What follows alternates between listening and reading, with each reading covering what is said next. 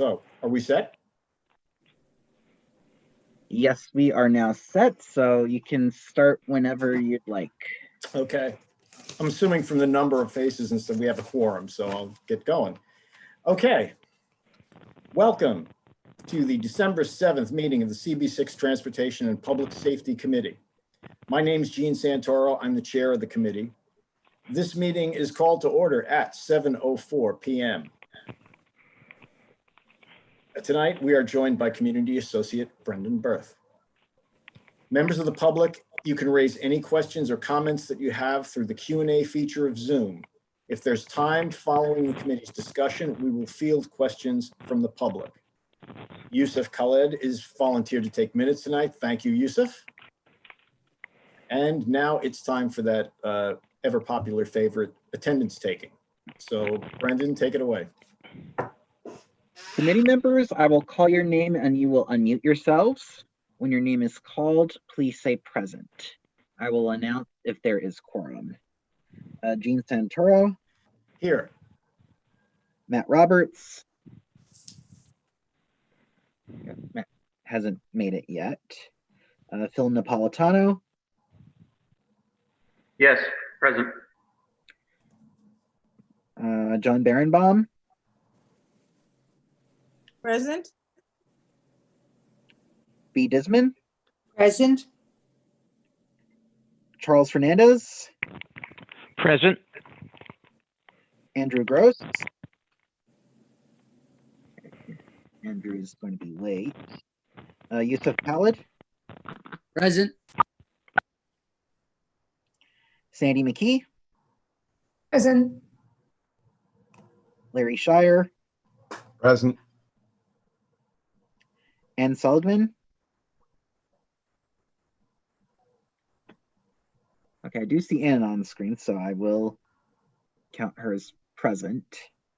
Present. Are you guys not hearing? Are you not hearing? I keep getting messages that my internet, that my bandwidth is low and I'm having unstable connection. So yeah, I do see your name on screen. If I duck out, that if I'm not here, that's why.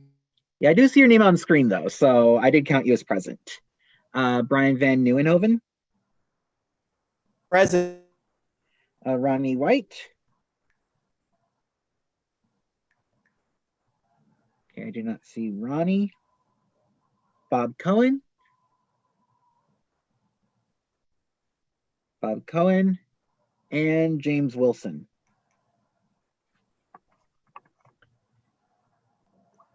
Okay, we have quorum.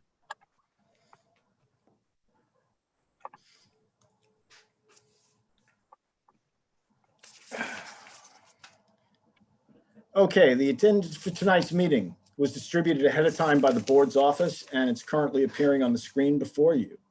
If there is no objection, we will adopt the agenda as stated. Members of the committee, if you object to adopting the agenda, you may raise your hand through Zoom. Charles Fernandez, present.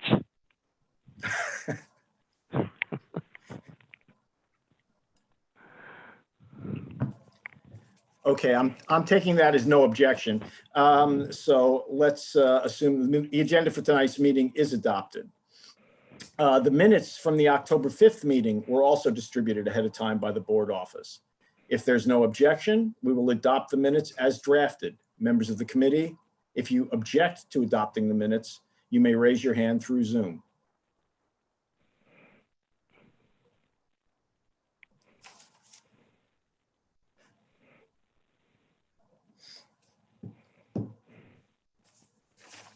Okay, seeing no objections, the minutes from the October 5th meeting are adopted. They will soon be available on the CB6 website.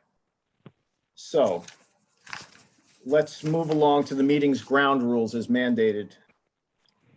In order to conduct an efficient meeting, let's observe a few ground rules. No one may speak until granted the floor. Committee members, if you have a question about committee business or wish to make a motion, please raise your hand through Zoom. If you click the participants icon, the participants panel should appear and you should find the raise hand function there. If you still have technical difficulty, you may click the chat icon and relay your difficulty, and Brendan will pick up on it. The chat function should not be used for committee business or questions about agenda topics. All such remarks should be made on the record by raising your hand through Zoom. Chat should only be used to alert us to any technical difficulties you are having, or to state in writing information like an email address that was already stated aloud on the record during the meeting. When a committee member is given the floor to speak, I will identify you and you can unmute yourself so that you can speak. And last but not least, we are required by executive order to create a verbatim transcript of this meeting, so please keep your questions and comments succinct and germane to the discussion. Okay, so the first item on the agenda is in fact a presentation from the New York City DOT on city bike expansion in CD6. So off we go. Jennifer, you're doing that? Yes, thank you. Okay. Hi, excellent. Hi, everyone. Good evening. I'm Jennifer Santa-Ynez, DOT's Manhattan Deputy Borough Commissioner. First, I wanted to thank Chair Santoro and Brendan and Community Board 6 for having us on tonight's agenda. DOT has a couple of items to present to committee tonight, so we have a handful of folks on. And if I may, I'd like to introduce my colleagues. Brian Parrott, Caitlin Toner, and Janae Malloy are on from DOT's Bike Share program, as well as Kimberly Rancourt and Colleen Chattergoon from the Manhattan Borough Commissioner's Office, who many of you already have the pleasure of working with. Nagla Ku, Eileen Body, and Sean Macias are also on to present and speak to the following agenda items, but I will now turn it back to Bike Share. So last year, DOT embarked on our 5-year Phase 3 City Bike expansion alongside our partner Lyft. And we're working to double the size of the bike share system area and triple the number of available bikes. Since this program launched in 2013, New Yorkers and visitors have turned time and again to City Bike as a healthy, safe, fast, and affordable transportation alternative. And as the city continues to reopen in a COVID world, we believe that bike share will play a critical role in getting people around the city and back to work. Phase 3 expansion in Manhattan started this past spring when we expanded into new neighborhoods uptown. And in addition to expanding into these new neighborhoods, DOT is also adding new stations and more dock capacity into the existing service area, including here in CD6, to help support the demands of a larger system. We'll be presenting our infill plans tonight. And so with that, I wanted to thank the board again for giving us the opportunity to present. And at this point, I'd like to hand it off to Janae from the Bike Share team to walk us through tonight's slides. All right, thank you, Jennifer. I will go ahead and share my screen.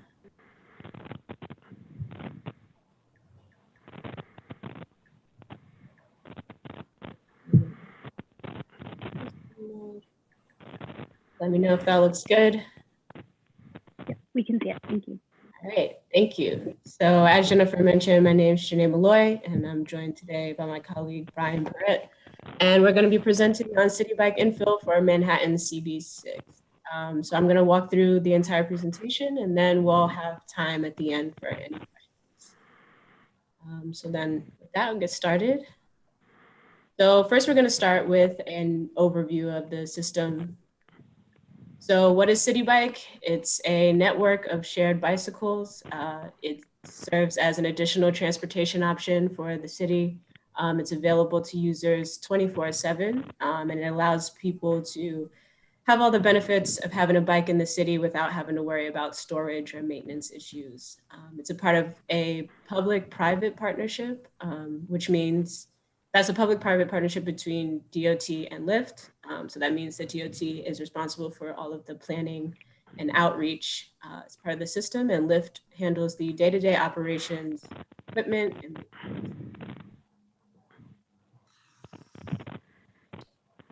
so on this slide, what you see is a map of the City Bike service area that was rolled out in phases. So we launched in 2013 with phase 1, which included Lower Manhattan and a small portion of Brooklyn. That was with 330 stations and 6,000 bikes.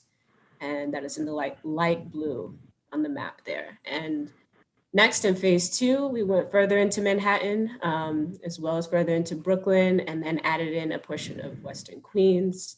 That was between 2015 and 2017. And then in phase 3, the phase that we're in now, which is the dark blue on the map, we went through the rest of Manhattan, further into Brooklyn, further into Queens, and then added in a portion of Bronx.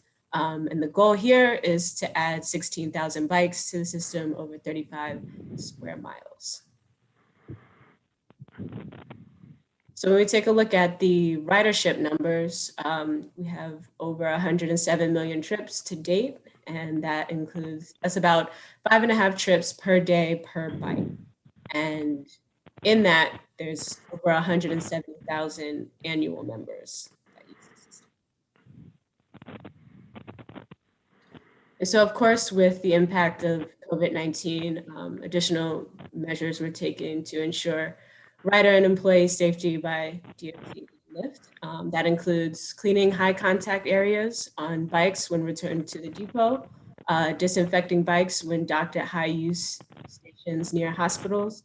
And we also provided a free membership for essential workers through the Critical Workforce Membership Program, which is going well. So in this next portion, we're going to discuss the expansion and infill strategies of phase 3 and the difference between the two. So with expansion, the goal is to bring bike share to new parts of the city. And that's the portion that you'll see in the dark blue on the map here. So that's adding 32,000 docks and 16,000 bicycles. And so with infill, the infill work adds new capacity to the existing service area. So the gray portion that you see on the map, that's adding 16,000 docks and 8,000 bicycles to the system. And so the reason why we have infill as part of phase 3 is that it helps us keep up with the shifts in demand of bikes as we expand to new areas. So it'll help the larger system to function. It supports the increase in demand from phase 3 expansion, as well as helping to meet existing unmet demand when riders can't find a bike or a dock, and as well as improving rebalancing and overall system operations.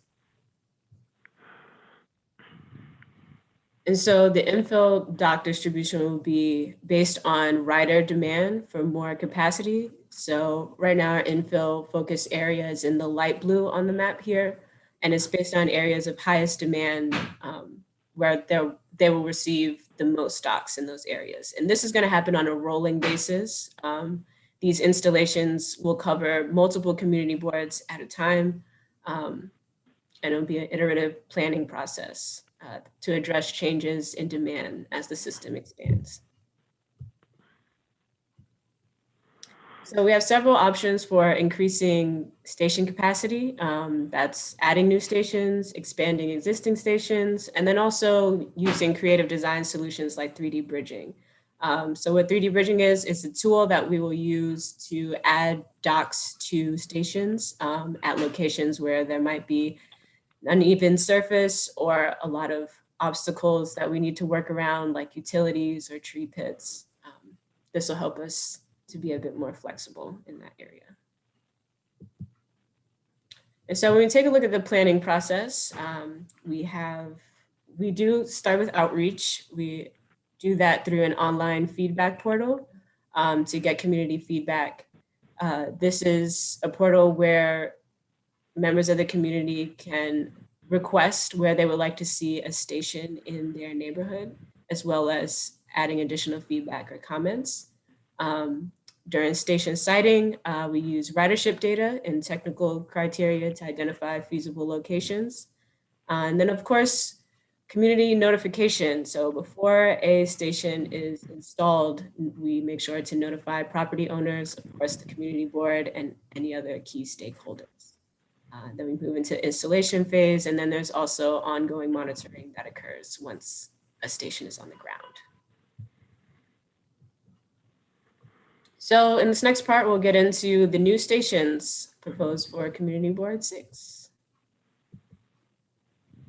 So here we have a list of 6 new stations proposed for the area, and these are highlighted in the dark blue dots on the map there. This includes a station at East 27th Street and Park Avenue, 2nd Avenue and East 29th Street, East 34th and 1st, East 44th and Lenox, 54th Street and 1st Ave, and then East 14th Street and Avenue B. So take a closer look at these, the next couple of slides. So at East 27th Street and Park Ave, this station is proposed for the southern portion of the roadbed. At 2nd Avenue and East 29th Street, this will be on the east side of the roadbed at this intersection. At East 44th Street and Lexington Avenue, it is proposed for the south side of the roadbed there, and East 34th Street and 1st Avenue, it will be on the south sidewalk at that intersection. Next, we have East 54th Street and 1st Ave, which is proposed for the south side of the roadbed. And then lastly, we have East 14th Street and Avenue B, which is proposed for the north sidewalk at that intersection.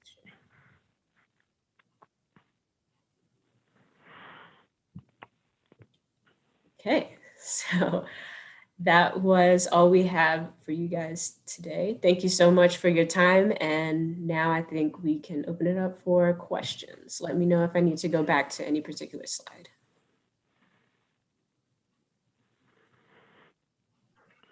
Okay, Janae, did I say that right? Yes. Janae, thank you. So let's see if anyone on the committee has any questions first. I see that Larry has raised his hand. Actually, several committee members have raised their hands, but Larry's the first one that I saw. Okay, well then let's start with Larry. Good evening, Janae. Yes, hello. I would like to first address attention to the southernmost bicycle share station at East 14th Street and Avenue B. You may or may not be aware that this was one of the original locations and not a new station. It was temporarily moved away to 11th and B during the construction of the L-Train project. That's been completed in this area, and the surface was restored about a month or so ago. I've been in contact with Colleen, and she had some very odd comments about needing to survey the area when all that was needed was to simply bring the station back, because there is no difference in the topography from when the station was originally approved and installed back, I guess, in 2013. Janae, do you want me to? Colleen, so I've been in touch with my colleague Brian about that station, and I did mention that we would have to survey the site to look at putting the station back. Brian can chime in if he wants, because I do recall you had inquired about this. Yep. Hi, this is Brian. I'm operations manager with DOT Bike Share. Larry, yes, you're correct. Not much has changed in the area, but it has been a few years since the station's been installed. So we do like to make sure that we're up to date on the most current ground conditions. And actually, I think, if I'm correct, there was at some point briefly a select bus service station on that island. So we just want to make sure those elements were captured and the station can go back. You are correct. That is the reason why the station was removed, to temporarily relocate the bus stop station because the construction of a Con Ed and MTA substation was where the bus stop was and now has returned to. So that's been back at its original spot for quite some time. And while the ground here is not universally paved concrete, part of it is cobblestone pavers.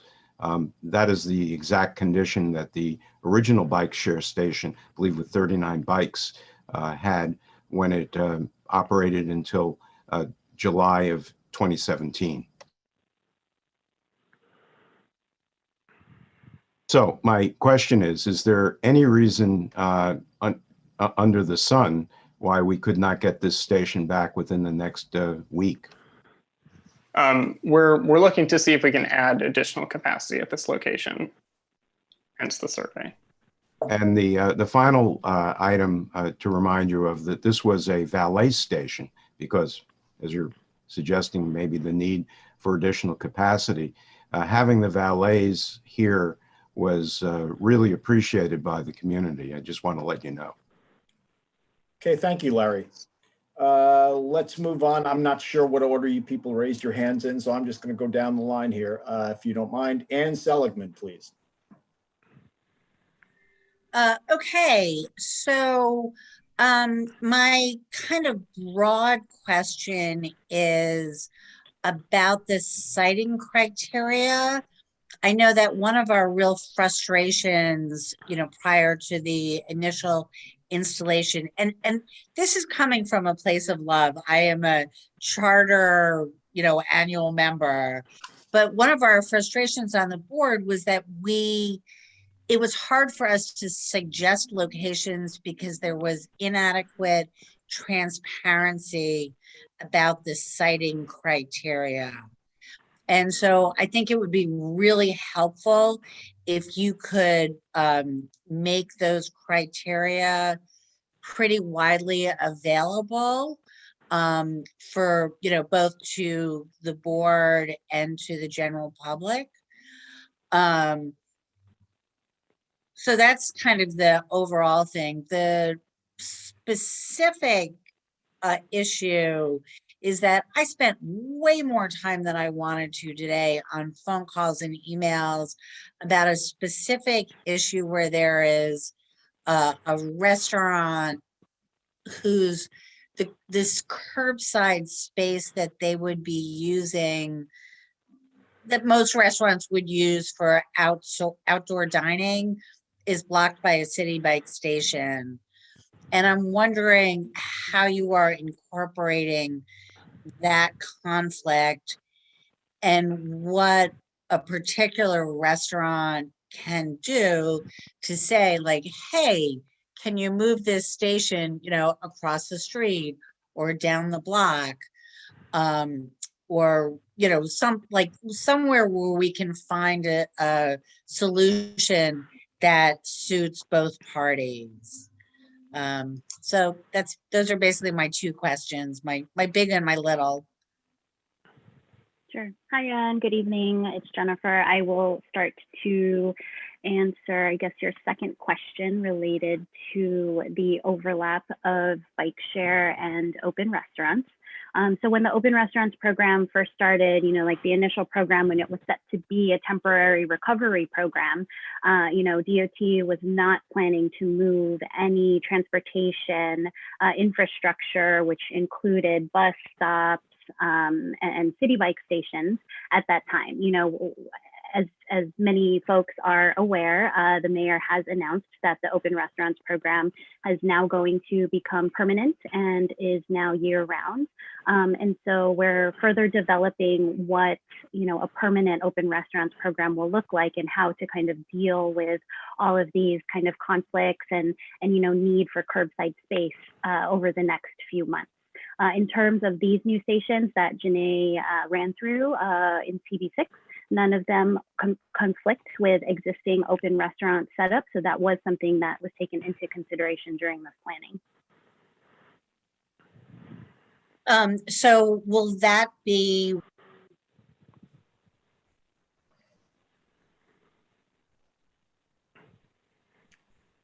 I guess that's all to say that the development of a permanent open restaurant program and how any potential, existing conflicts with city bike stations and other transportation infrastructure, that's still, to be determined. And we're going to kind of rely on and look for feedback from community boards and stakeholders as we further develop the open restaurants program guidelines as a permanent program. Is there something that a restaurant can do now that if they would want to have, if a bike station is blocking their location, blocking where they would be able to have an open restaurant. So that's one question. And the second question, which was actually my first question, is about the transparency of the criteria so that we can provide useful input. Sure. So Brian can talk a little bit more about the citing criteria and guidelines. But to answer your question about existing city bike stations in front of restaurants, no, we will not be moving or adjusting a bike share station in order for a restaurant to set up outdoor dining. Let's say there is a roadbed station. If they are able to qualify for a sidewalk site, we also encourage restaurants to look at that opportunity as well, or vice versa. Okay, thank you. Yusuf, you have your hand up. Yeah, I just actually had a question. If you go back to the slide. Wait. Are we going to hear about the criteria and how they will be shared? I thought Jennifer said those were up there on the site under guidelines. Did I misunderstand that? So Brian can speak a little bit more about what those guidelines are, and then we can lay those out for the committee, when we respond to any other questions as well. Sure. Just real quick, the basic guidelines we're all fairly familiar with. The sites have to be accessible 24 hours a day. There are certain engineering criteria that DOT evaluates on a case-by-case basis regarding your ability to provide comment and feedback on locations. We do have our feedback portal on the DOT Bike Share website. I can send that through the Borough Commissioner's office and have them circulate that again to the board. And we can look into, I'm blanking right now if we post the basic criteria on the DOT Bike Share website. If not, we can certainly look into posting our general guidelines on there to ease in providing feedback. Yeah, I'd suggest that, especially in light of Ann's question and in light of some of the feedback we've gotten from residents in the community, that would be an excellent idea so that people do understand what it is that you folks are looking for and what to expect. Okay, thank you. Okay, Yusuf, sorry. Yeah, I was just going to ask about the numbers presented very early on in the deck around phase 1, 2, and 3. And just to confirm, you can go back to the slides.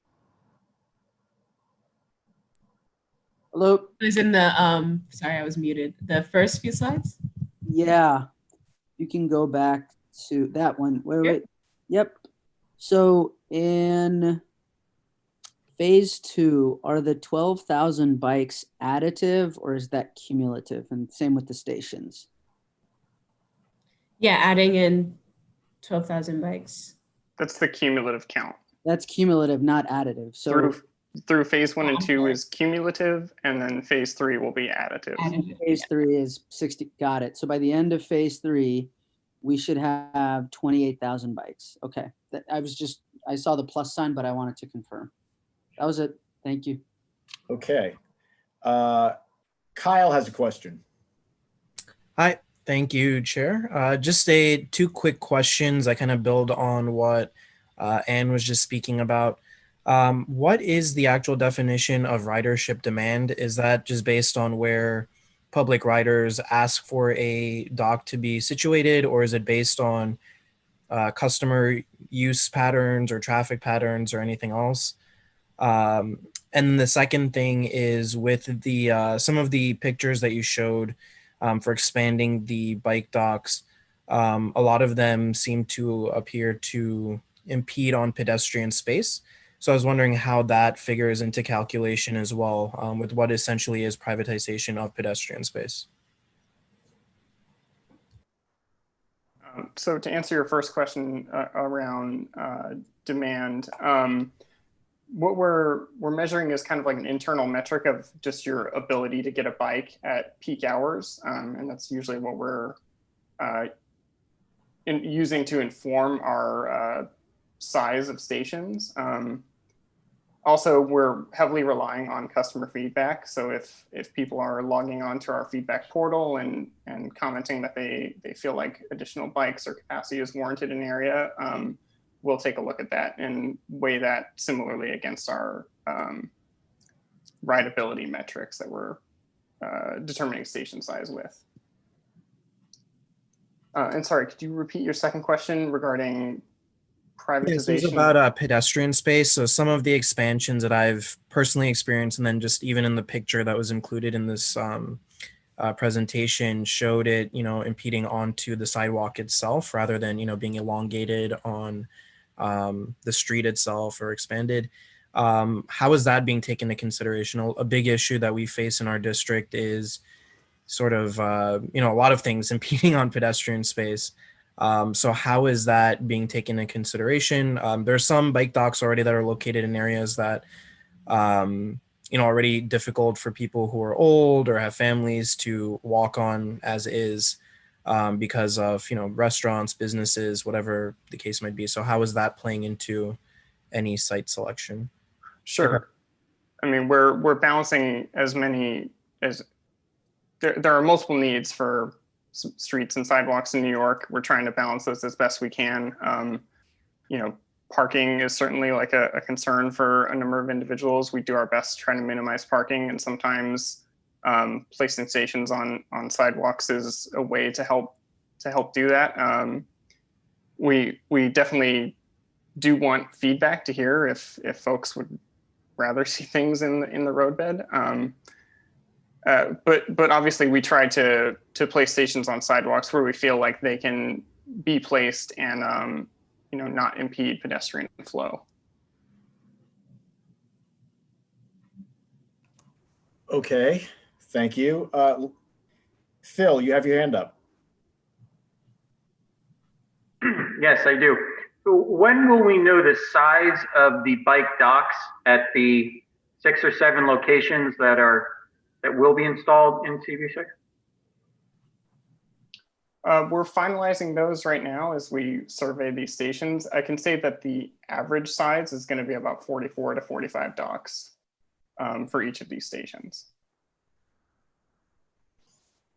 Does your website have dimensions for, a set number of bikes? For example, 20 bikes will encompass, 100 feet by 6 feet, or 600 square feet, something so that we could approximate how much area it will take up.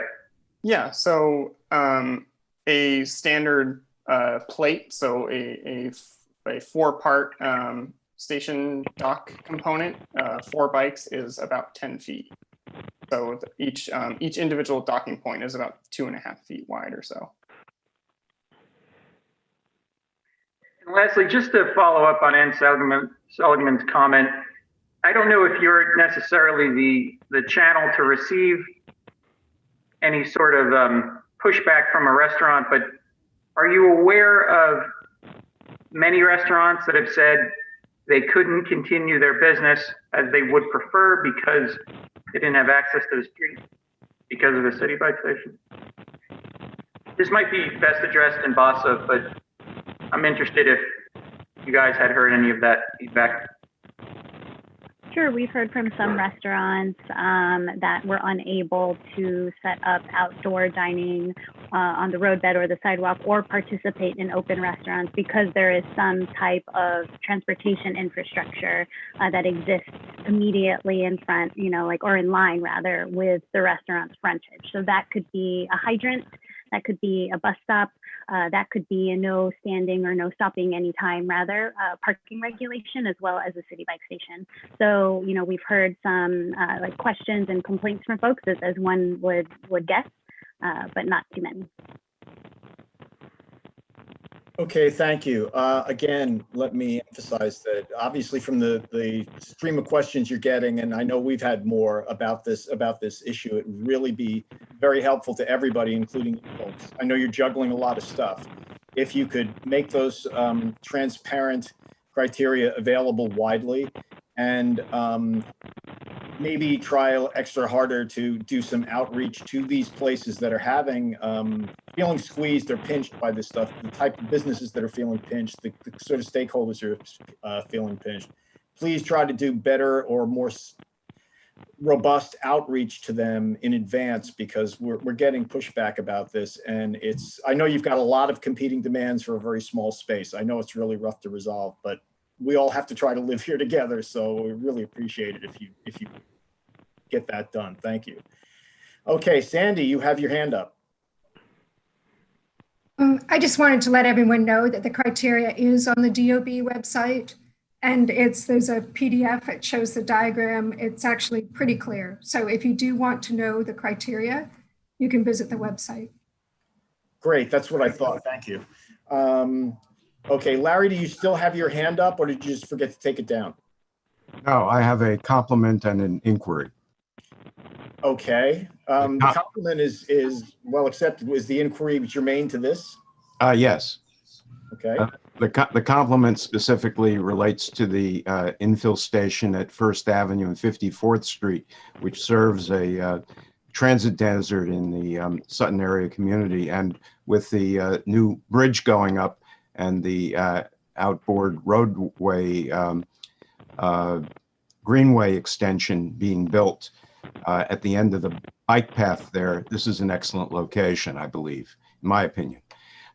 Now, the inquiry relates to the area at 14th Street and 2nd Avenue and 23rd Street and 3rd Avenue, which I also think are kind of like deserts. At 14th and 2nd, there's a city bike station that ought to be there that serves the SBS, M15 SBS station. There's a station at First Avenue and 15th Street that is very well connected, and there's also a subway station, but there should be a complementary or station at 2nd Avenue that serves as a connection to southbound bus riders. And then at 23rd Street and 3rd Avenue, it's just simply very hard to find a nearby station within a reasonable geographic radius. So I was wondering, in your analysis of where to put the new stations, can you address these two locations? Sure. As Janae mentioned earlier, infill is going to be an iterative process. We're going to be taking multiple cracks at this over the next 3 or 4 years. I'd be happy to kind of take a deeper dive into those locations and see what's available. Thank you. We've raised these and brought them to your attention previously. Okay. I think that pretty much covers it. I don't see anybody else's hands up on the committee. Brendan, are there any pressing questions from the public? I know there is Helene Weinergrad. I apologize if I'm not pronouncing that correctly. Saying, can you provide regular bike lockups near city bike spots?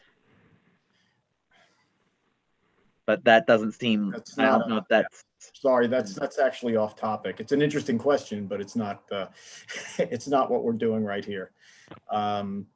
Okay, well then since we have a very full agenda with some naughty items on it, let's move along to item number 2. Thank you for the presentation and the question answers. And please, everybody, avail yourself of the rules, criteria, and whatnot that are up on the DOT website, especially, and with the issue you have about the restaurants and other folks as well. Thank you. Not my issue, just passing it along. Yeah, okay. Thank you. I see that Brian has raised his hand. Do we need to write a supportive reso for this or no? We don't need to write a reso at all. Thank you, Brian. Perfect. Okay, so let's get to item number 2, which is Avenue C. And who's doing the presentation about this? Sure. I'm Kimberly from the Manhattan Borough Commissioner's Office. Just to introduce it, this is a presentation for a proposal to add or to upgrade existing bike lanes on Avenue C to protected bike lanes. And we have from our bike unit, Eileen Body is here and also Sean Macias, but I believe Eileen will be doing the presentation. And this is something that we presented. The majority of the project, the larger area of the project is within CB3. We presented that last month. So this is just really about the section from 14th Street to 18th Street. Okay, thank you. Let's rock and roll.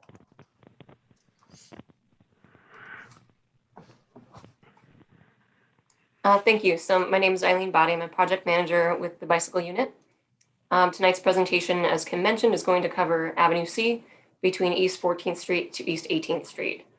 We're going to share some of the background in terms of route selection, why we chose this route to upgrade, how it will work with the closure of the East River Park, some of the design details in terms of connecting up to the north, how it looks on the street, and then we'll take questions at the end. Today's presentation again is that north-south section in the dark blue arrow that's larger in the upper right on Avenue C between 18th Street to 14th Street. And as you can see in the other arrows on the map, the larger network that Kim mentioned does continue down to East Houston Street on Avenue C. And also with that project, we're implementing or we're promoting protected lanes along East Houston from 2nd Avenue all the way to the waterfront. So this meets a number of goals. First, it helps to fill in gaps in the protected bike lane network in the East Village. So if you look on the map, the next closest protected bike lanes that run north-south are all the way over on 1st and 2nd Avenue, which is quite a distance from the waterfront. They're also heavily used at this time. The second benefit and goal is that this does establish a direct connection to the bike network. So Avenue C has the advantage of continuing all the way up to East 20th Street, whereas some of the other streets don't make it all the way through Stuytown or they don't connect up past the waterfront.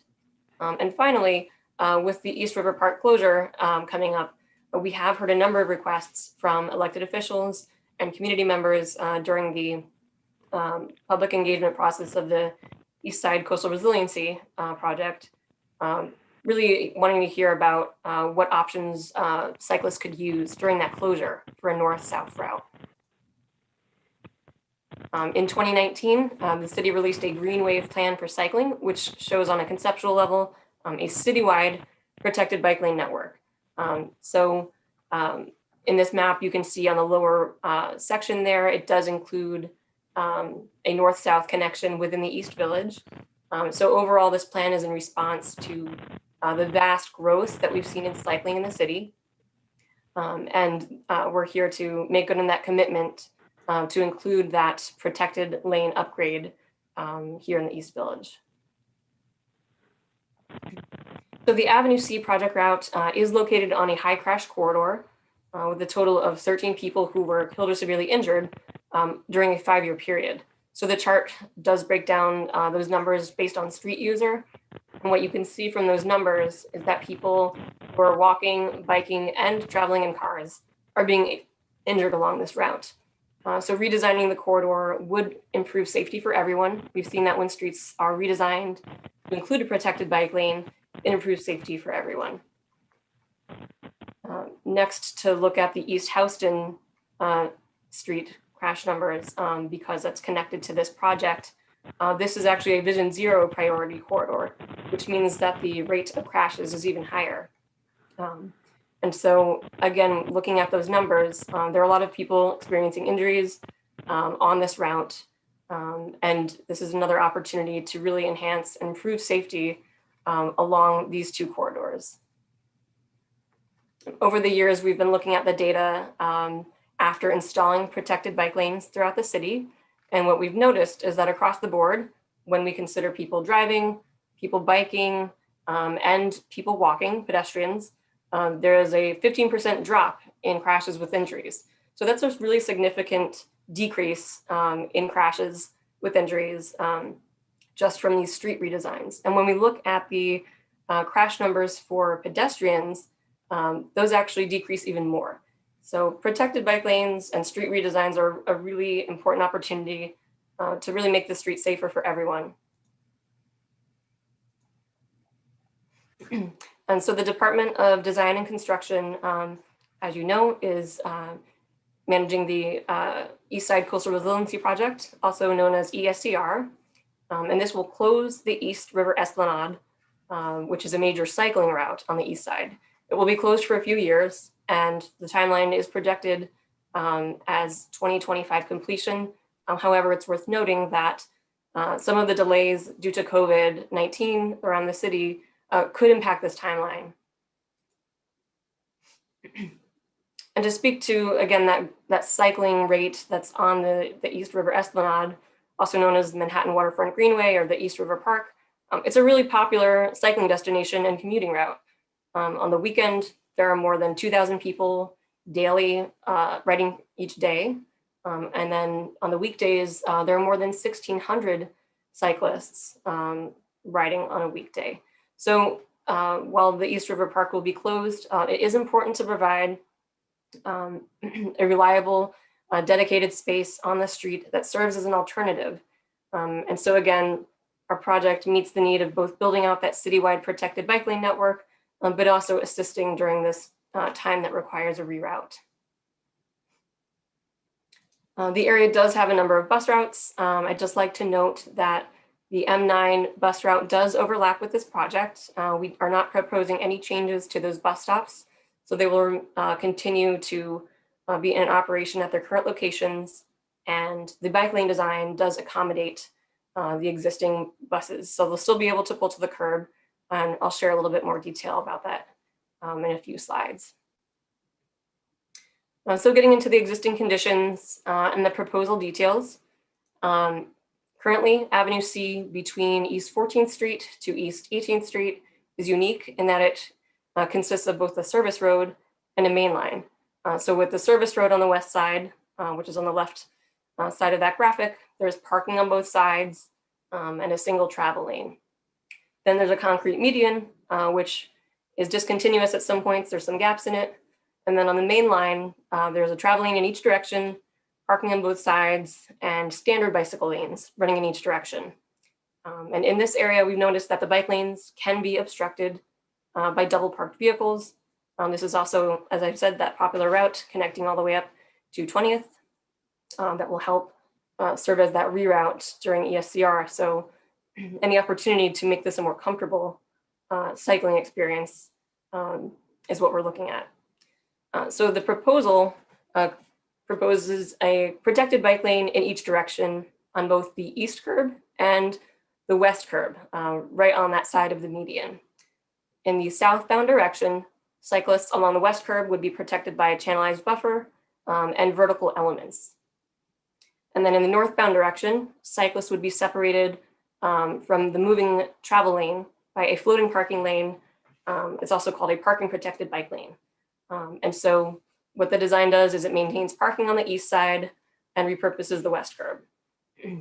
Also to note is that this design, where it's feasible to install a floating pedestrian island, those locations will allow for shortened crossing distances for pedestrians crossing Avenue C. Some of the benefits of this design, in addition to those shortened pedestrian crossings, are reduced conflicts with vehicles, improved sight lines between moving vehicles and cyclists, and of course, making it a more comfortable route for people of varied ages and abilities. And I do want to mention that in the locations where the service road, where that median has breaks, we would be treating that with our typical driveway markings so that the cyclists can see where the vehicles are coming, and so that the drivers can see that there's a bike lane there. And again, there are currently bike lanes located here. This is simply upgrading them and moving them to the curb and improving conditions for all the road users. Finally, the design does require repurposing that parking on the west curb, which is approximately 15 parking spaces, since there's already a lot of bus stops where there's no parking. And then on the east side actually had more, there's more parking along the east side based on all of the different driveways and such. So we've chosen to keep the parking along the east curb as a floating parking lane. Due to some of the intersection designs, there would be a total of 8 spaces along the corridor that would be repurposed to some of those pedestrian islands and channelized transition spaces. Finally, I do want to note that the service road, we are not proposing any changes there, so the parking would remain on both sides, where there is upwards of 50 spaces along that segment. There are a number of bus stops along this route. There are 4 M9 stops. There's also a temporary M9 stop north of 14th Street. And so at these locations, the bus stop would actually, the bike lane design at the bus stops would look quite similar to what it looks like now, where the buses pull to the curb and cyclists have a wide lane to either travel around the bus or to wait behind the bus and then proceed. And so you can see in that graphic, the cross-section view and the aerial view that the bus can still pull to the curb. So there's really no change for bus riders in this configuration. And then cyclists also have a very similar condition to what's out there now on this particular project. The photo on the lower right is an example of what this looks like on another project. This has been installed widely throughout the city along some of our one-way protected bike lane projects. I wanted to mention that, at 18th Street, the roadway changes significantly between 18th to 20th Street. And that is with the traffic coming on and off of the FDR. So at this location, cyclists ride along the Greenway off street, and that's going to be closed during the East River Park closure and all of the construction work. So we're currently working with DDC on a potential temporary connection that would be protected for that segment during the construction. We do not have the details finalized to share tonight, but we just wanted to note that this is something that we're working on. We hope to have more details soon. There's a lot of overlap with different construction phases and staging areas that need to be taken into consideration. So we hope to have an update on that soon, but that is how they would continue to 20th. And just to summarize, again, this project along Avenue C here in CB6, it really meets the goals of providing a protected connection that runs north-south that people can use while the East River Park is closed. And it also helps us meet our goal of building out that citywide protected bike lane network as called for in the Green Wave Plan. These types of bike lane facilities are more comfortable for people of all ages and abilities, especially newer riders. And we've certainly seen a lot of new riders using cycling as a way to get around during the pandemic. So at this time, we'd like to take some questions. Okay, thank you, Eileen. I know that the committee has questions. I'd like to start with one of my own. At the meeting we had last week, Kimberly, you were asked specifically about the intersection at 18th and C and the plans you had for the garbage garages and the trucks entering in and out of Stuyvesant Town that are located there. Did you guys come up with this particular slide for that? Because I didn't see it, if there was one there. So we didn't add a slide. We did discuss it internally, and we are looking at what the best potential design would be. And so we wanted to actually have a follow-up conversation, I think, with Stuytown about what makes the most sense for that location. So we haven't forgotten it, but we didn't have anything specifically new to share here. And we did want to have more conversations about what the best choice would be. Okay, fair enough. Let me see who's got their hands up. Phil Napolitano has. We've got. Let's start with Sandy. If you could just go back to between 20th and I guess it's is it 18th? And I know there's been a lot of discussion of trying to use the space under the FDR. Is that not a possibility in that zone? So that's the area that we're reviewing with DDC, is using something that's off street, hopefully underneath the elevated structure. That's what we're reviewing now, but again, it's not final, which is why, we don't have a more detailed design view of that tonight. And my apologies, I didn't catch that, but definitely that's our preferred option. And it seems like a great place to put the bike lane. So that would be great. Thank you.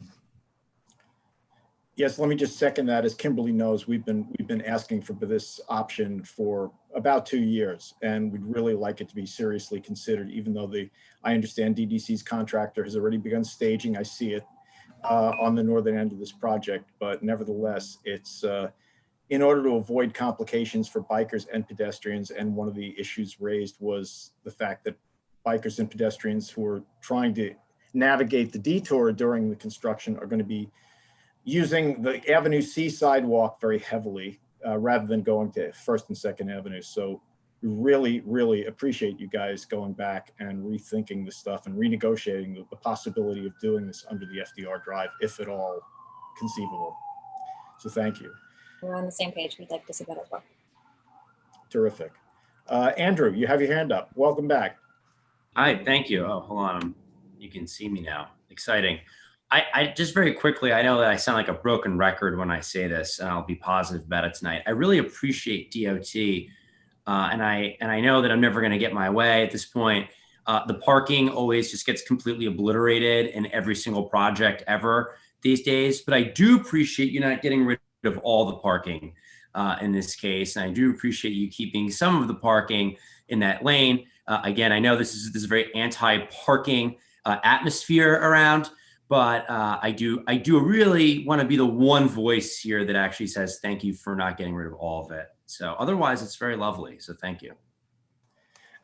Well said, Andrew. Thank you. Larry, you have your hand up. I do. And I really appreciate, as others have said, the proposal to put the projection of the bike path from 18th to 20th Street under the FDR Drive. And I've also mentioned previous meetings, and I'll mention it here because it's relevant, that the discussion should also include the possibility of continuing that up to 23rd, 25th Street to reconnect with the Greenway north of here.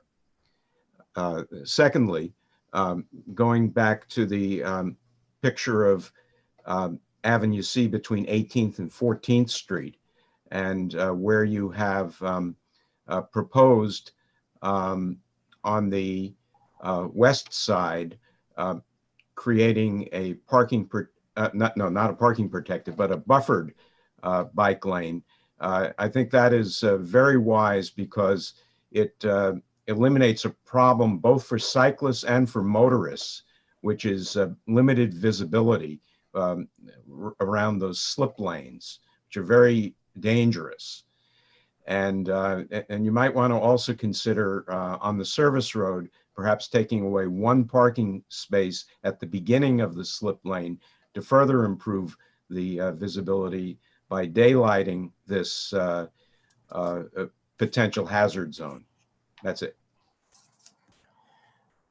Okay, thank you. Anne, you have your hand up. I do, and I am channeling Bob Cohen. So, Andrew, you're not going to be the only one talking about parking. I just wanted to confirm, this shows 23 parking spaces lost. Is that like total for this entire project? That's all that would be lost? Because like that seems to me a very worthwhile trade-off. That's the number for this segment. So between 14th Street and 18th Street, south of 14th Street, there's additional parking loss. But as was mentioned, even in that section, even more so, I think we were able to do some tweaks to reduce the number of parking spaces lost. It's still very substantial, but we are working to maintain as much as we can because we understand the importance of curb access for businesses as well as just general parking. And I think in that section, there's more parking available generally. So the loss of spaces there is maybe less important. So yeah, I think this seems good. Thanks. Thank you, Anne. I'm not sure that was a totally successful impersonation of Bob Cohen, but nevertheless, appreciate having your voice. Okay, Phil, your hand's up. Yeah, really quick. Where you have bicyclists and a bus sort of crossing one over the other. Does the bicyclist have to yield to the bus, or does the bus wait for a break in bicyclist? Sure, that's a great question. So, Lower so left. what typically, sorry? What No, please typically go ahead. happens here is that, both street users tend to slow down. The bus is slowing down as it's pulling to the curb. And if a cyclist is in front of the bus, they continue on. They're not really affected. If they're behind the bus, then they're generally yielding to the bus. Maybe they can wait behind it, but many of them ride around it because the lane is actually wide enough to ride around. And so then, typically what also happens is that as the bus is pulling away from the curb, which is the current case now of what the current conditions are like on Avenue C, they'll look for cyclists and they'll pull out slowly. And so this is where, in a location where we already have people riding, because it's an existing facility, they're aware to be looking out for them as well. Thank you. Okay. It seems as if we're done with the committee's questions. So let's move on to the public. Again, please keep your questions or responses succinct and on point. And you'll have 2 minutes to make your point. So let's start with our esteemed guest, Adam Hartke, Chair of the Land Use Committee here at CB6. Okay, let me unmute Adam. Okay. Hi, all. Can you hear me? Yes. Yes. Excellent. Thanks. Thank you very much. Saying hi from the land use side of things. Very hopeful for your work underneath from 18th to 20th Street. As Gene and everyone else has said, and I'm just going to echo again, this is a very big priority for this board and for all of the users of the current Esplanade and the future users as well. I'm really glad that you point out that there's high increased use of the Esplanade. This is what we've been observing, all year, and so anything that can sort of accommodate their uses is going to be incredibly useful for us. And I'd like to echo Larry's point as well.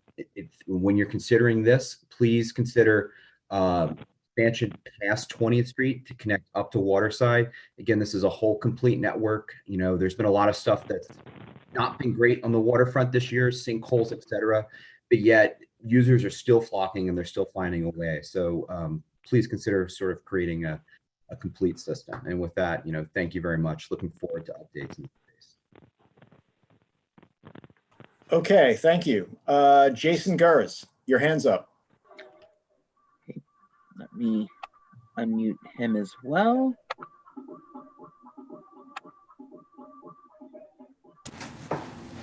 Hi there. Jason Gurrs, do you hear me? Yes, we can. Great. I am chair of Transportation Alternatives Manhattan Volunteer Committee. So just calling to say thank you to DOT for coming with this proposal. This is a strong response to our, Bike Avenue B campaign, which has got over nearly 1,000 signatures, looking for a north-south alternative to the East Side Greenway, which we all know is going to be closed down. So thanks for coming with this, and we're very supportive. I have 2 questions. One, I was wondering if DOT could elaborate on the 18th Street intersection, which is quite complicated at the moment, and what might be done with this project to kind of simplify that, where there's something like 5 different points getting on and off the FDR there. And then another question that wasn't addressed at CB3, but hopefully you can answer, will 13th Street be marked for cyclists to cross from Avenue C over to the crosstown bike lane that begins at Avenue B? There's a pedestrian area there by Tanya Towers that's about a half a block long, and kind of wondering if the gap in the network is going to be closed there with markings for cyclists. Thanks. So the 18th Street, and thanks for your comments and questions. At 18th Street, I don't have a visual here, as Kim mentioned before, but what I can say is that we did make some improvements 2 years ago when the 20th Street project was installed. to add the new ramps to come on and off of the Greenway. So there are currently the markings that are there in that intersection are what we will continue to ask cyclists to follow, crossing out of the Greenway, crossing into the Greenway. So, you know, there's the Avenue C line, and then there's also that loop road. Then there's the on and off ramps for the FDR. So on the west side, as Kim mentioned before too, that there's that section near 18th. We still have to work out a few of those details, but we can accommodate those access points that are on the service road. You know, continuing north on the northbound section, there's a bus stop and that will remain there. So some of this is actually going to look quite similar to the existing condition, but there will be a transition in and out of the protected lanes. But we'll make sure to take a closer look and hopefully we'll have a visual to share back to clarify some of those other questions. And it will be somewhat dependent on, you know, we want to make sure that we can get that through OMFDR finalized. So as we work through the final design, knowing exactly how that's going to work out will play a part in finalizing. Okay, thank you. Oh, I'm sorry. Did somebody have more? Okay. And then just on 13th Street, I asked. Okay, well, that's actually out of our district, but okay, if you have a real quick answer for that. So the section on 13th Street between like the end of the cul-de-sac to Avenue C, currently that is a pedestrian area. It's not marked as a bike lane. We don't have a current plan to change that. We can look into it further to see what the options are, but essentially the reason it couldn't be marked yet is that it's a pedestrian area without the proper ramps yet. Okay, thank you. Now I see a couple other people have their hand up. I suspect they also want to talk about CD3 and not CB6. If the two people who currently have their hand up are speaking to something that's in CB6, which is north of 14th Street, then I'll call on you. If not, I'd ask you to take your hands down.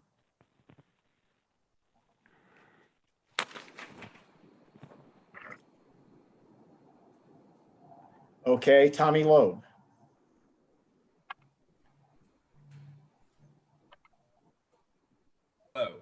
I do live in CB3 and I did attend the last CB3 committee meeting, and I do think it would be important for CB6 to look at the resolution that CB3 passed in the interest of transparency, because there were a lot of issues in terms of continuity from the East Side Greenway below Montgomery Street that CB3 had serious concerns about. So it should not be considered a contiguous pathway until those issues are resolved, including the fact that there are multiple crossings, including Delancey and Houston, which are very dangerous and require people to transverse those streets then east or west to make connections with these other bike paths.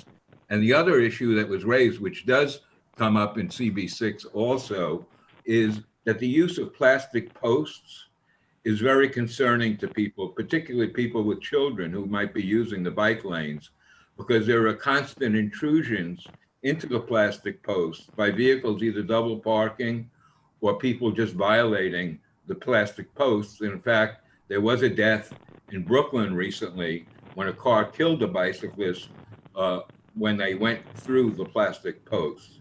The other issue which was raised, which was a big concern, and CB3 sent it back, was I know there was a mention of parking spaces, but there are 135 approximately spaces that will be lost on Avenue C and the restaurants. So there is significant issues. I understand that you're dealing with the Ward 6 portion, but to consider it a contiguous greenway, the part in Board 3 has to be addressed. Otherwise, it's basically a path from 14th Street to 20th Street. Thank you. But again, what you're discussing is actually not our responsibility or our area. And so I suggest that you take it back to CB3 again and work with them, especially about the objections that they raised that you're in agreement with. So thank you for the comments, and we'll certainly take the idea of the plastic posts under advisement. I don't see any other hands. Oops. There are some people who have typed questions and or comments in the Q&A box. I see that John Chamberlain has made some comments. Would you like me to unmute him? Are they germane to this particular discussion? It's comments. It's a comment of support, it looks like.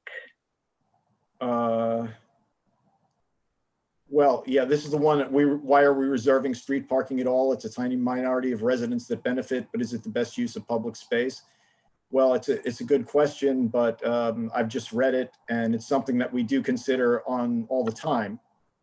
But it's not actually something that we're looking at in a general way right now. We're looking at this particular problem. So thank you for that. What else do we have?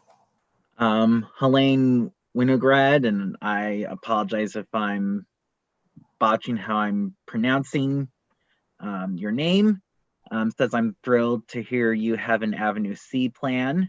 So basically a comment of support of the plan. Right. Okay.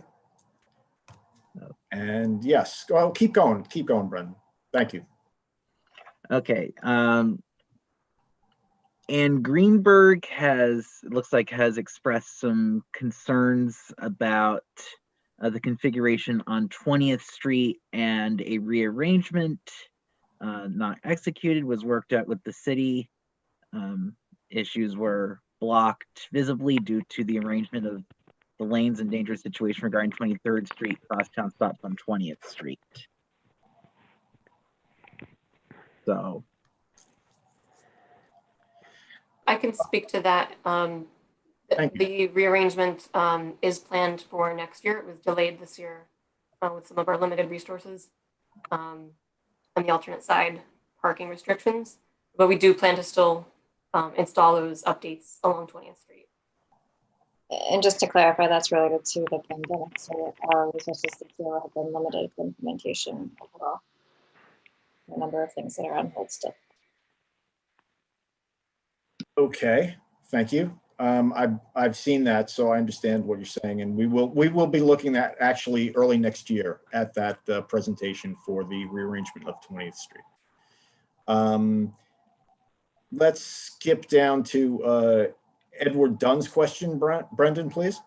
Yes, will 18th to 20th west section be bikes only because runners will use the bike path, and is there a chance to accommodate both on that section? So I can answer that. This is Sean Macias. We are, we're working with DDC. We're going to try to carve out as much space as we can there. I think the goal is to provide enough space for bikes and joggers and anyone who wants to, use the space recreationally during construction. Okay. And also, Sean, it looks like you wanted to answer Andrea Peterson's question. Well, but it's about Houston Street, so I'm not sure. It's about CB3, but we do have a very contentious agenda here, and we have to discuss this item because this you do need a reso on, correct? So I'd rather not get off onto Houston Street here. It's just not the appropriate forum for that, if you don't mind.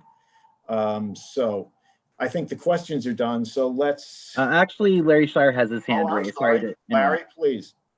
Okay, I'm going to bring back up a long-standing request for improved signage along Avenue C from 14th Street, directing people to the ferry stop, which doesn't currently exist. And with the construction that's coming, I think it's even more important to let cyclists as well as pedestrians know that the ferry is going to still be in operation, and DOT needs to work with DDC as the access way to the ferry changes during the course of the project to modify the signage and then to bring it back at the end. Is this something that is doable by DOT in connection with taking this project forward? I think two things. One is whenever we put in new bike lanes or upgrade bike lanes, we always look at the signage. And so there's likely to be, upgrades to any of the existing bike guide signage directing folks to the Greenway or the waterfront or the ferry. I know we also have the next agenda item speaking to some of the detours for pedestrians and cyclists. So maybe we can speak more about that in the next item. Thank you. Okay, I see other hands have gone up. So let's double back. Sandy. I'd like to propose that we do a resolution in support of this particular extension to the to the CB or to the to the Avenue C bike lane. Okay. Second. Good deal. So I guess we take a vote, unless Brendan, would you care to tally the vote by roll call? Yes. So I will call your name for a vote. When I call your name, please say whether you're in favor, against, abstain, or abstain for cause. Gene Santoro. In favor. Matt Roberts. Favor. Phil Napolitano. In favor. John Berenbaum. In favor. B. Disman. In favor.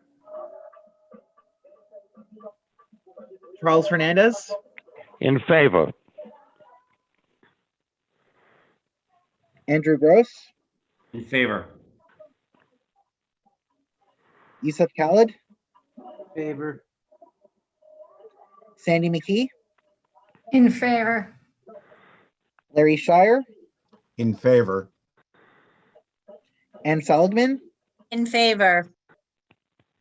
Brian Van Nieuwenhoven. In favor. Ronnie White. I don't think Ronnie has showed up. Bob has not showed up. And James Wilson.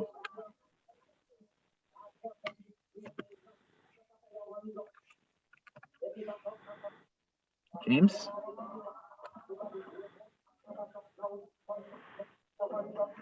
I will check with James in a moment, but the resolution has passed. Right. Thank you. Okay, now all we need is someone to write it. I can write it. Thank you, Sandy. Okay, much appreciated. Okay, so good. One mission accomplished. Thank you all. Thank you for the presentations, and thank you, committee, for the trenchant questions. Okay, rattling right along here, we get to DDC and the presentation about cyclist and pedestrian mitigation related to the East Side Coastal Resiliency Project. One of our favorite topics, I know. We're only dealing with this on at least 2 committees for months and years, literally now. Okay, who's doing this presentation?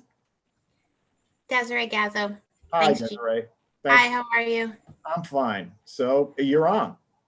Perfect. Hi, everyone. I'm going to share my screen, so bear with me. Oh, I'm disabled from sharing my screen. So if someone could please give me. Let me do that right now. Thank you.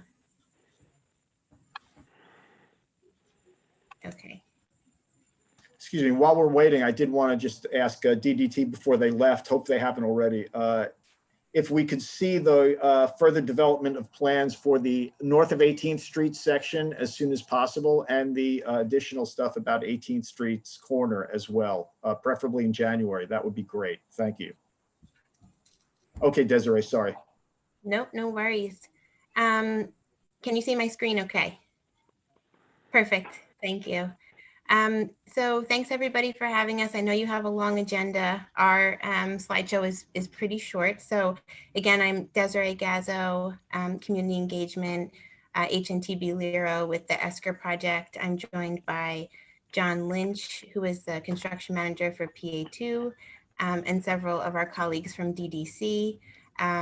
A lot of this presentation has been put together in coordination with DOT. We've been coordinating with them we coordinate with them quite frequently, but specifically on this for a couple of weeks now.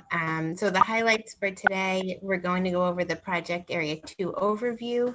Then we're going to break into pedestrian access, bicycle access, and then communications and signage.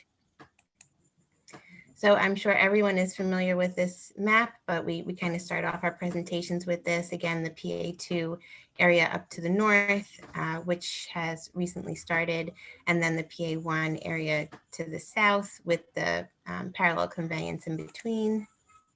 Again, just the PA2 area here, and then the Asser-Levy Playground and Solar One area where we are starting work now. So sorry. Okay, there we go. So the PA2 construction area, just a quick reminder, I don't know if everyone attends the land use committee presentations, but phase 2 will be phased in 3 different phases. So Asser-Levy Park had started November 16th. We received notice to proceed 2020. Sty Cove Park will begin fall 2021. That will be completed in 2 phases. And then the area around Murphy Brothers in 2022. So just a reminder that the PA2 is a phased construction.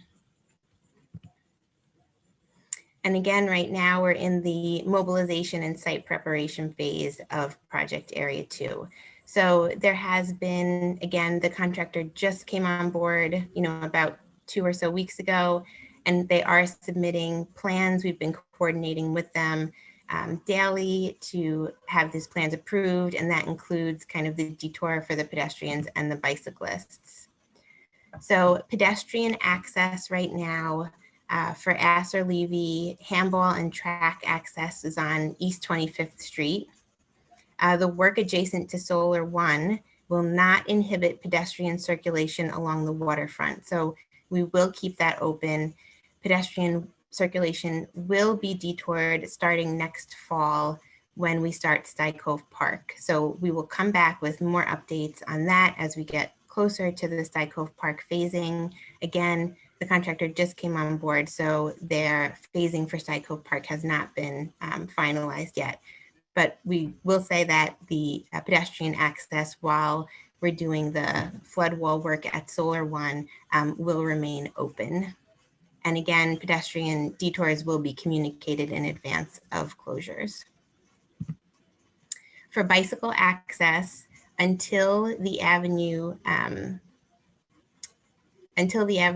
C bike lane comes on board, right now this is the detour for project area 2. So it's Houston Street and then 1st and 2nd Avenue. We are about to send out an advisory with this map. Again, we just had to finalize this with DOT in the past 2 weeks. So the advisory should come out tomorrow with this map. So you're getting kind of the first look at it before we announce it tomorrow. And then again, the detours are subject to change in coordination with DOT. And then once the project area 1 begins, we'll provide an updated detour map depending on the phasing of that project. So the signage that's slated for that is the standard DOT signage that shows the detours. There's, I think, a sign on almost every intersection of the detour. And then we're working on some custom signage for the East River Bikeway closure. And that's primarily the 3 locations are at the northbound start of the detour, at the southbound start of the detour, and then signage at the ferry landing areas along 34th Street. We'll also add pedestrian scale signage as needed, and we're looking at other areas where signage may be appropriate for this detour. So please bear with us as we coordinate this signage with the contractor and with DOT. Again, the contractor just came on board 2 weeks ago. So the detours, again, will be communicated in advance of the closures. And again, everything is subject to modifications. So I think everyone is familiar with the communications here, but the construction bulletins are distributed Fridays, or if not, then on Mondays. The advisories are distributed as needed. So again, we're looking to put out an advisory tomorrow, looking at the bikeway detour, which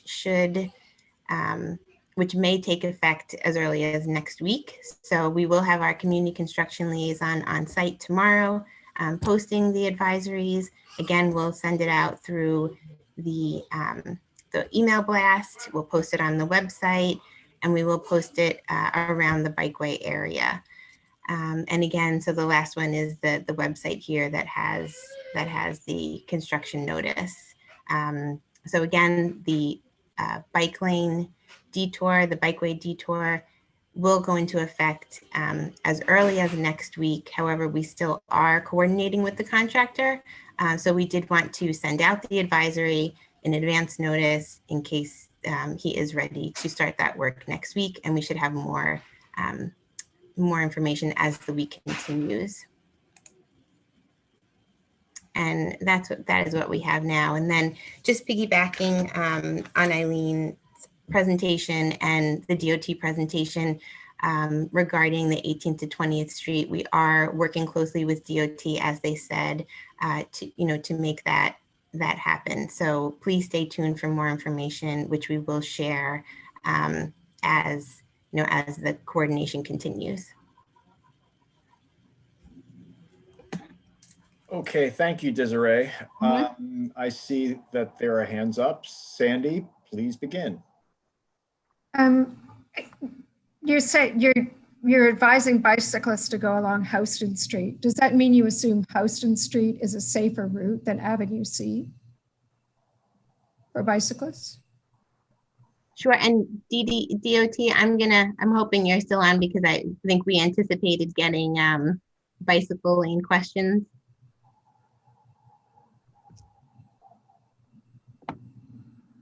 I mean, as we just noted, there is no protected bike lane. I don't think there's any, well, there may be partial bike lanes on Houston Street, but unfortunately now that does become germane to this discussion. If we expect bicyclists to use Houston. Still on. Yeah, Sean, this is Sean from DOT Thanks, Bike Sean. Unit. So Houston has conventional lanes currently. So I think as AVC comes on, maybe we can transition this detour, but as the anticipating volumes and the type of facilities that's most analogous to the Greenway, we wanted to put people on the protected lanes of first and second. So that's why we chose first and second, and then Houston, those conventional lanes to get you back to the Greenway as soon as possible. But Houston has didn't present on it here, but it is part of the proposal in CB3 is to upgrade those conventional lanes to protected. Yes, thank you. So this is the direct route, but of course, if Avenue C moves forward, it will provide another option, and we can look again at how we're routing folks. And how soon would you expect Avenue C to go forward? In terms of implementation? Yes. So we still have to go back to CB3, but our goal is to have it in, or start next summer. It's still, that is certainly our goal, and we'll aim to do that. It's challenging for us to say at this point. We are still, we still do have some projects from this year, as was mentioned earlier, that are waiting to go in, and then it's hard to know exactly what our resources will be moving forward this year, or into next year rather. And I just might note, as a bicyclist, I would so much prefer to ride on Avenue C than Houston. I do ride on Houston, but only in duress. And I mean, we don't, it's kind of ironic that we just said that this doesn't affect us, but it really does, because if that's the route that we're supposed to take, and it's not a protected bike lane, we really should be getting that up and running right away. Let me ask the follow-up question then, Sandy, because they did say they're converting that to a protected bike lane. When is that on schedule for to convert the bike lane on Houston to protected bike lane? Sean can speak to it if he has more details, but I think the idea would also be early in the season. But again, you know, we typically don't start our markings until April or even beginning of May, and then it's really, really hard for us to say at this moment what our resources will be. But I believe that is also something we'd like to get in sooner than later in the season next year. Yeah, I echo that comment. It would be on the same timeline as AVC, but again, with the caveat of not being completely clear on what resources DOT will have available in 2021. I understand that, but at the same time, you know, we're talking about shuttling literally thousands of cyclists across this corridor or up Avenue C, one way or the other. And this has been coming for a long time. We've been working on it for a long time. I assume that you guys didn't start on it just last week. I know you didn't. So can we please accelerate this? This is kind of a meaningful project. We're talking about, by your own numbers, at least a couple of thousand bikers a day who are going to be having to use this corridor or else find their own ways, which is something that none of us particularly wants. So any way that you can accelerate this, any way that you can get this done. It hasn't started to snow yet. I understand your problems about temperatures and thermoplast and all that stuff, but we actually do need to get this done in order to protect the people that are being displaced by this very large and necessary ESCR project.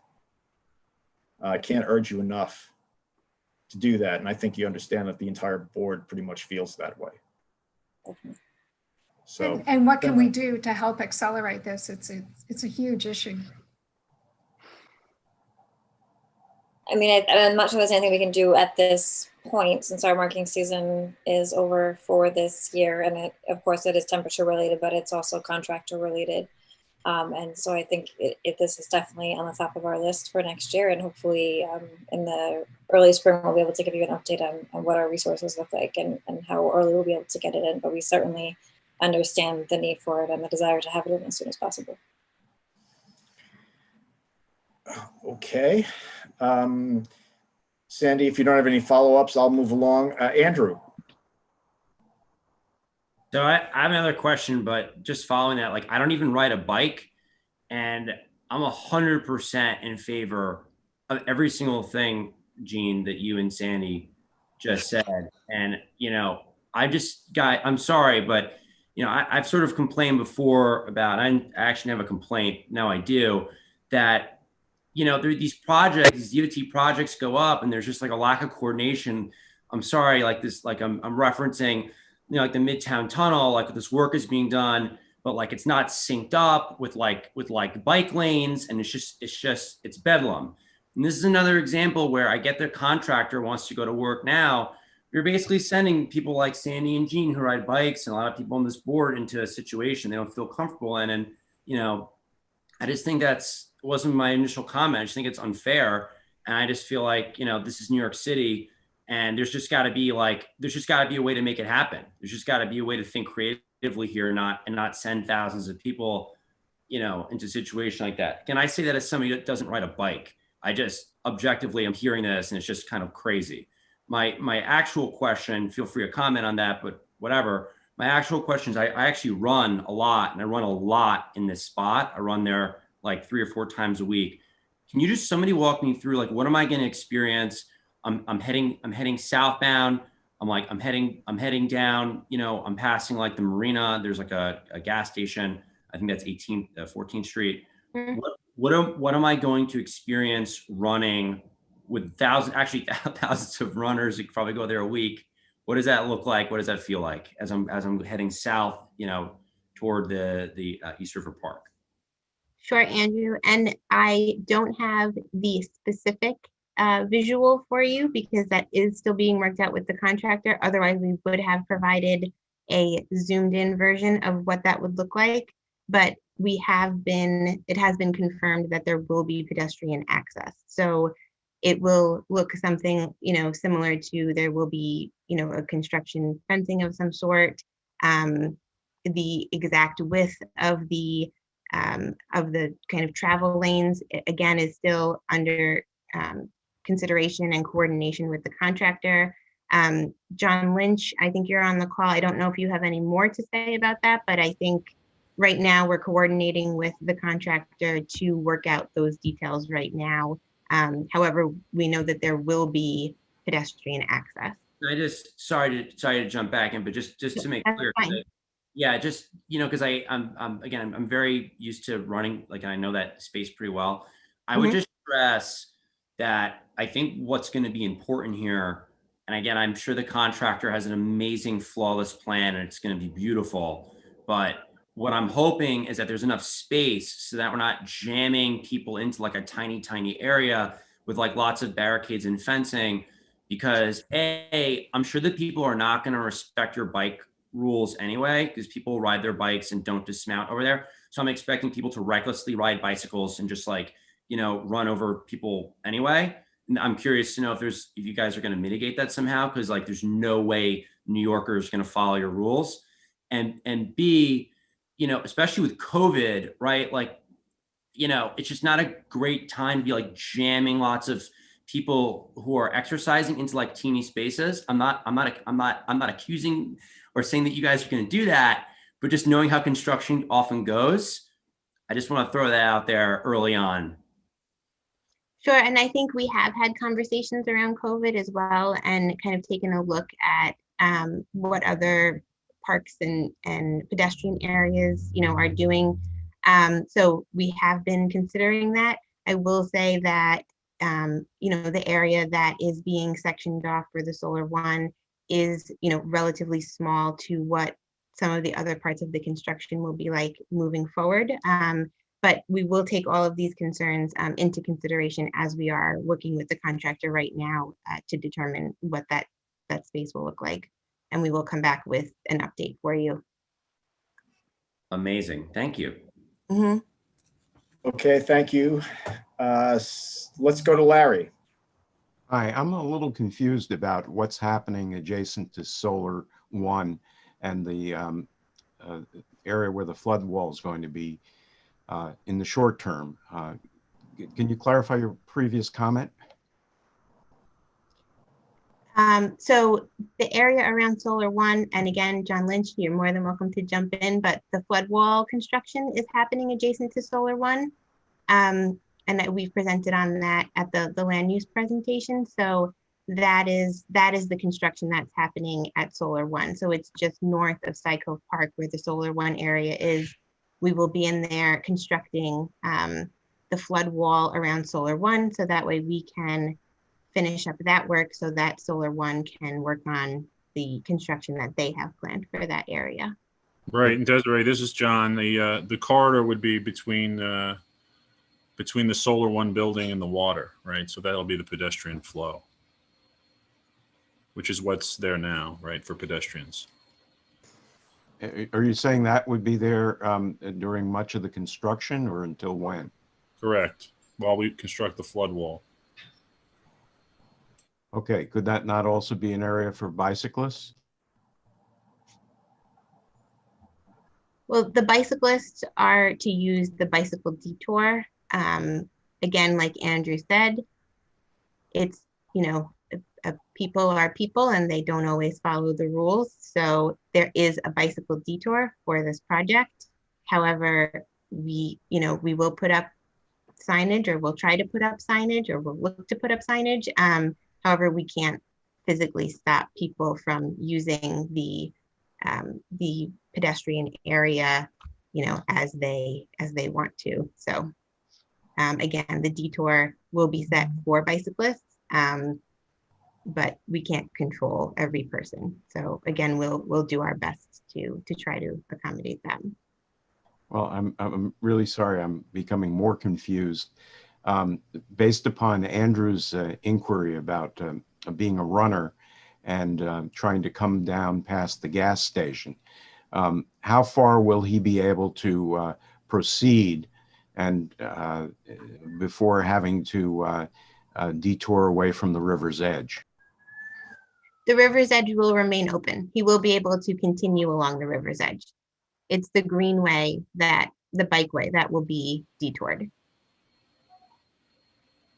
So the pedestrian, oh wait, do I have? The pedestrian access will continue along the water's edge around the Solar One building. And how far south will you be able to proceed before you have to exit the park? And there's a Murphy's Brothers playground. Is that where you have to exit, over by Avenue C and 18th Street? Or for how long can you continue down at 10th Street? No, the pedestrian, the construction right now for this year is only Astor Levy Playground and Solar One. So the construction until next fall is only the solar adjacent to Solar One and Astor Levy Playground. And then the Sky Cove Park construction will begin next fall, and Murphy Brothers Playground construction will begin the fall after that. So it's phased, so that way the entire PA2 area is not under construction at once, to minimize the impacts to the community, pedestrians and bicyclists, as much as possible. Right. And you mentioned that there's going to be some special signage at the 34th Street ferry landing. What signage will be at the Stuyvesant Cove landing? That was omitted. So right now we're looking at where we're going to need the specialty signage. So depending on how the detours work, that will determine where that specialty signage is needed. Those are 3 areas that have been pointed out kind of from the start. And then we're looking at where additional signage is needed.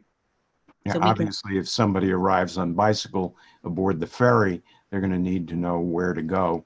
And vice versa, if somebody is, as I mentioned in the previous segment, looking to get to the ferry via bicycle, they need excellent guidance here. Yes. Okay, thank you. Let me just, before I call on the next question, let me just, in support of Larry's point and Andrew's point, to expand it.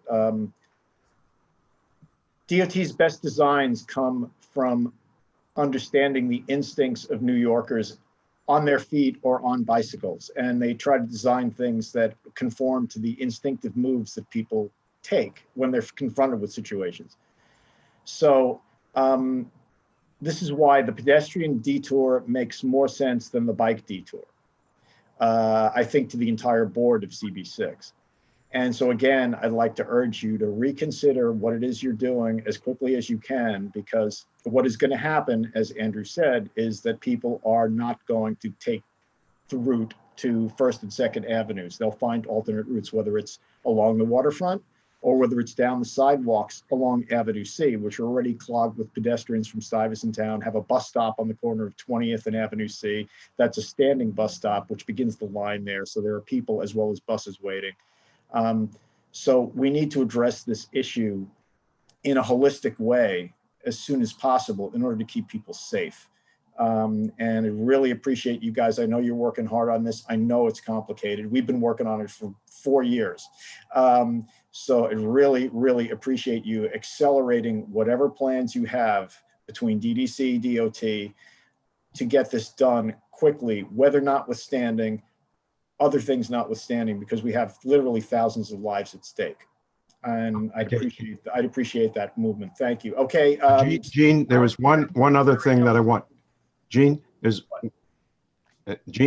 one other thing apropos of your first comment, and that is at the beginning of the pandemic, there were some extraordinary measures taken to create temporary bike routes and protected bike paths, including the use of traffic cones, crash barriers, and perhaps that can be used along Avenue C and Houston Street before the winter season, to create some semblance of a routing that cyclists can more safely traverse. Thank you, Larry. Okay, Sandy, you've had your hand up for a while. And I just wondered what design criteria you were asking of the contractors? Like, I mean, as you negotiate with them, you must say, oh, we need 50 feet for pedestrian access, or 25 feet, or we will give, can you help us to understand what it is you're asking the contractors to actually do? Sure, Sandy. Thanks for the comment. I think around the Solar One building, there is a limited amount of space there. So we're trying to look at how we can work within that space to accommodate pedestrians. So, again, the conversations are ongoing. However, we're looking at the space restraints and the space that they need, and then trying to coordinate with them on what we can allow for.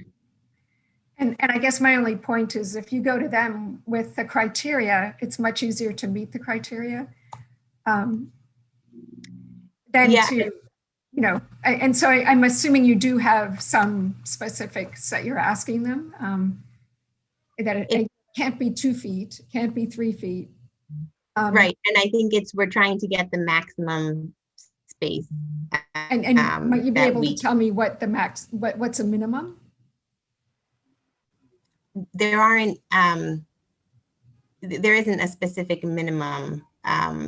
We're just trying to, the minimum is the space, the maximum is the space between the Solar One building and the water's edge. So we are trying to look at what that, and I'm sorry, I don't have that dimension right now with me, but we're looking at how to make that a safe area for pedestrians and bicyclists. And I could take another look at that, and we'll, as we're coordinating, come back with what that area could look like. I think that would be really helpful for us to understand what it's going to be like. Thank you. Yep. Excellent. Yes, thank you. Thank you, Sandy. And now, Andrew, you have your hand up again. I'll be very quick. I know I don't normally like to take up more than one shot. Gene, procedurally, I don't know if we're voting on this tonight. No, we're not. Okay, yeah, because I was just going to say, there's respectfully, as much as I love everybody at DOT, there's just not enough here. And, I think that if I'll go further, because I saw there was a comment in the chat, sort of piggybacking off a thought that I had, that as this stands, this is not something that I could support.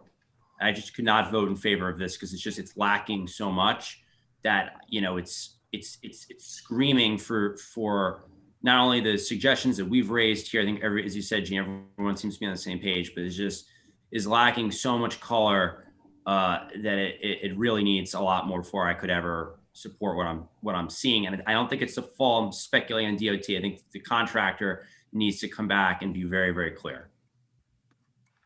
Thank you. Yes, I agree with you. I do believe that we're all pretty much on the same page about that. And I think one of the reasons for this meeting tonight was to make sure that DDC and DOT both understood just exactly how strongly we feel about this and have felt for the years that we've been working on it. And so please request again that we mitigate this and make it better as soon as possible. Okay, we're done with committee questions, and we have the esteemed Adam Hartke's hand up once again. So thanks. Brendan?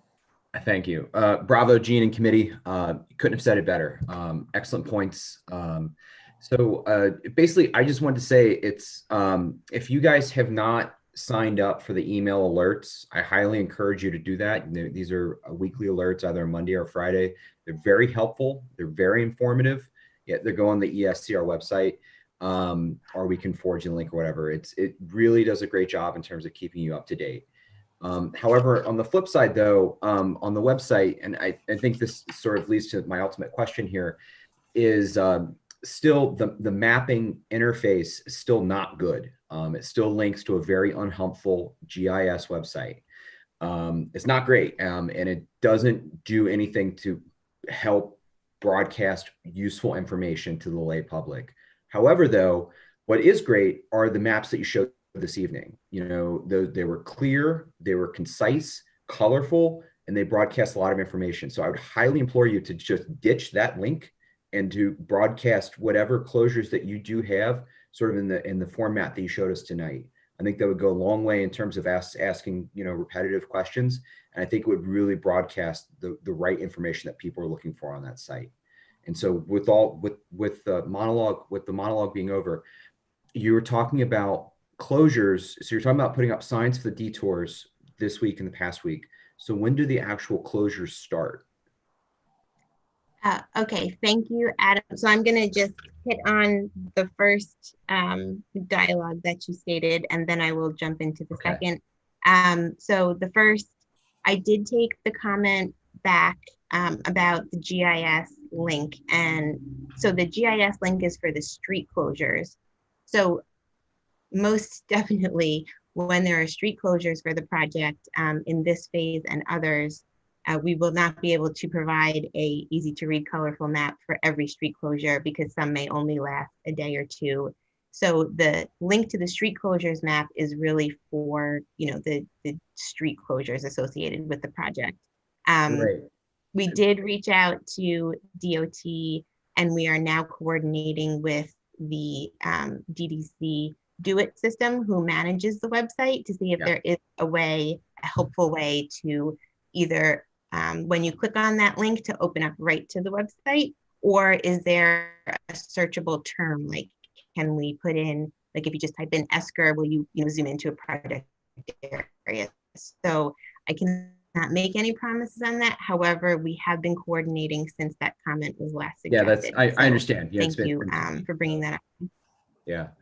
But still, what you present tonight is really good. And I think it's really helpful, you know, so if you can provide it, you know, in that sort of format, I think it would go a long way. Sure. Great. That's fantastic. And right, it will be up when we announce the first bulletin, but also having it, you know, on a full screen would be helpful as well. So we will take that back. And again, just to second kind of the bulletin, once there is more construction happening, there will be more information on the construction bulletins. I know we've gotten several comments on how the bulletins are not necessarily saying a lot. However, there has been minimal work happening.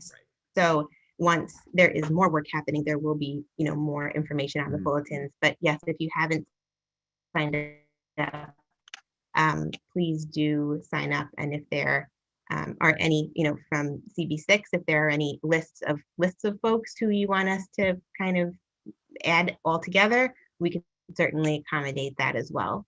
And then for the Greenway closure, so that can happen as early as next week. So the coordination is still ongoing with Solar One and EDC, as I'm sure lots of people are aware. So we need to coordinate that area adjacent to Solar One with EDC prior to actually closing down the Greenway. So we did want to put out an advisory with a kind of could start, you know, it's not going to say could start as early as, but it'll say, you know, effective next week. There could be that detour there. So again, it's still under coordination, and we do want to try, now that the detour as it is now has been reviewed and is finalized to go out to be made public, we do want to get that up as soon as possible, again, with the knowledge that it may start as soon as next week. So we're looking to have that out on the streets tomorrow morning. Excellent. Great. Looking forward to the email. Thanks. Okay, just to build on that and a couple other points that were made, we would like to see more detail about the upcoming changes that you're proposing and to the bike and pedestrian stuff in more detail, because this was sort of sketchy, as people have noted. So we really appreciate seeing you here next month with something that's more fleshed out, along as well as the Avenue C thing, because this is a very important piece of our district. We have very little open space. We have very little access to the river. This is part of both of those things, and the thousands of people who use them every day, despite all of our outreach, your outreach. I have a feeling that at least a large number of them are going to be showing up that first day that you're closed this down, and they're going to be standing there scratching their heads going, what just happened? And we need to avoid that too. Some of these the very short deadlines that you're giving us, I understand about the difficulty of the project, but the very short deadlines that we're getting for close downs and move arounds and stuff like that is going to just exacerbate that problem and not solve it. So I really, going forward, it would be much more helpful for all of us, you and the contractor included, to get us timelines about what's going to happen more than a week in advance. We really appreciate that. And Jean, I'm sorry, if I can add to that, I'm so delighted that Adam is here, because so many of these issues are issues that, you know, we have asked for answers on at land use, and, you know, it's being treated like it's sort of an entirely new thing. So Adam, thank you for speaking up, and Jean, thank you for, you know, promoting that crossover. But, you know, to ESCR, like, you guys need to make that crossover too. And sorry, just to comment on that, are you saying just that we didn't present this at the previous CB6 meeting? I am saying that there are issues that have been consistently asked in different committees that are kind of still not being addressed with substantive answers. Okay, and then so just thank you for that comment. We are preparing a response from the CB6 land use from the last meeting to address some of the questions that were brought up. We did address a few at the CAG meeting last week. So we are putting a written response together to send over to you. I think we had said by mid-December to late December, since there wasn't going to be another CB6 land use committee. So that is in preparation. And then just for the information that we're preparing tonight, we literally just did, you know, have the final approvals on it. And that's why the advisory is going out tomorrow. But please, if there are any other comments on how we can better prepare for you, that would be great. You know, we'll take everything down and bring it back. So thank you. Okay, so here's a sort of concrete suggestion, and I do appreciate how hard you guys are working, and I do understand what a difficult project this is, but, you know, assume that the questions that were raised in the land use committee are gonna be this kind of at least overlapping with the concerns in this committee. And so as you are preparing a presentation for one committee or the other, think about the questions that the other committee has asked you. Is that helpful? I do try and be constructive. Sure. Yeah, I think, you know, we specifically didn't address some of the other questions from the land use tonight because we did want to focus it on transportation. But yes, 100%, we will, you know, try and piggyback on them a bit more. Okay, thank you, Ann. Thank you, Desiree. Thank you. Thank you. Looking forward to seeing you next month with the updated versions of all this stuff, so that we can try to get ahead of it instead of running behind and missing the bus all the time. Which is like, that's the sound of frustration I think you're hearing from the committee and stuff like that. And Jean, honestly, I think we'll probably, and I don't want to make any promises, but I would imagine we would have an update for you on the pedestrian area before next month. So when we do, we'll shoot that over to you in advance. That would be excellent. Thank you. I see some questions and comments that have been coming in to our Q&A feature. Okay. Okay. One of the questions, you know, I guess in certain ways might be more relevant to the previous presentation, but Scott Baker was asking, was saying First Avenue is in a distant territory and up Houston at that, which has no bike lane. Why can't we get a guarantee Avenue C will be ready before the Esplanade is closed down? I'm going to punt that to Sean or someone at DOT. I think you've already answered. Yes. We don't need to recap. Thank you. I think so. Agreed. Okay. Let me see what else. Shireen Oljalabi, I apologize if I'm not pronouncing that correctly, asked, can you please clarify, will bike lanes closure and or detour at or near East 34th beginning next week? Yeah, so the bike lane detour that is shown here will begin as early as next week. Yes. I think the issue is how are people going to get from the ferry to where they have to go? So you're directing them down 34th Street now? Oh, sure. So the Greenway closure will only, the actual closed part of the Greenway will only be, and I'm going to switch back to here because I neglected to put Solar One on the other map, but the Greenway closure will only be around the Solar One area. So the Greenway will still be open up around the ferry area by 34th Street. So, so the detour the Greenway is still open there. So, so it will be kind of as the normal connection to First and Second Avenue. Well, that brings up the question, why don't you detour on 20th? And actually, Ben Jacobs, who I think Ben Jacobs from Councilmember Power's office asked a similar question. Wouldn't the crosstown protected lanes on 12th and 13th and 20th also serve as alternatives to Houston here? So Ben asked a similar sort of question to what Sandy is asking. Sure, and I'm going to again defer to Sean from DOT or someone else from the DOT team. Sure. So in terms of the reroute, we can look at this again and figure out if 12th and 13th are a better option. But I think the question maybe that some folks are trying to get at is, will there be access north of 23rd? Is that the question? Like, will the Greenway and the pedestrian area be contiguous from 23rd south? What actual part of the Greenway will be closed that you can't use? Mm-hmm.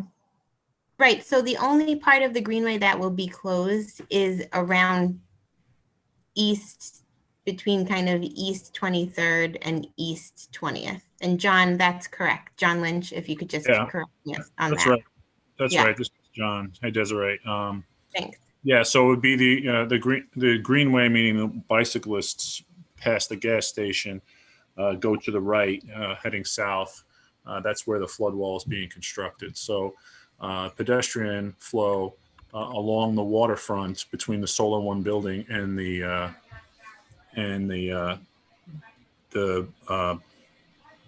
water there will be maintained, and we're going to maintain access to the ferry 24/7 during construction. But why detour from Houston then? So I think, so just to piggyback on what John said. So, right. So technically that small area is the only part of the Greenway that will be closed. So if you have a preferred route, as opposed to East Houston Street, the Greenway will be open, and we can update this.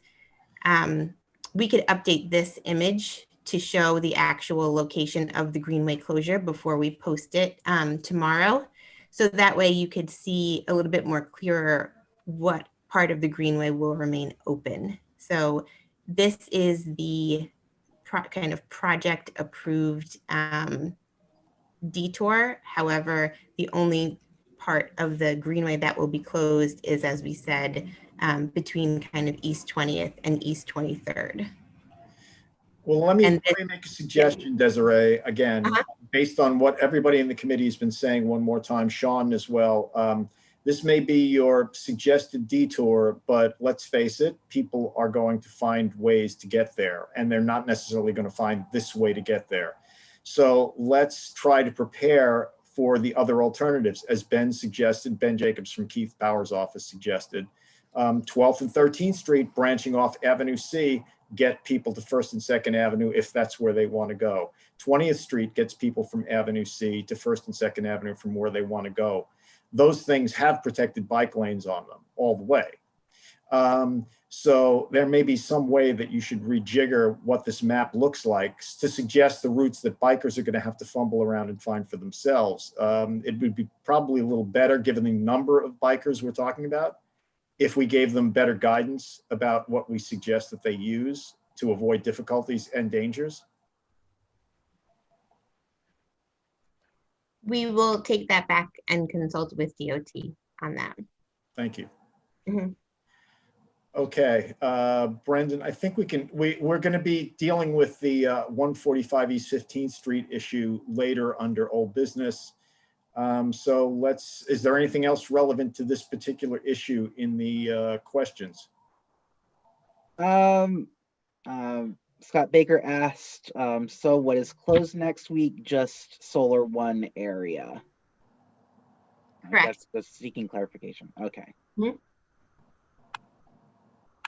Okay. Otherwise, Scott Baker also asked whether the service road can be kept partially open in the meantime. We can take that request back. I don't believe I have an answer for you right now, unless John Lynch, you have an answer for that. Desiree, this is John. I'm not sure which service road are we talking about? The FDR Drive service road, I believe. Is that south of the BP gas station? Or north by Waterside?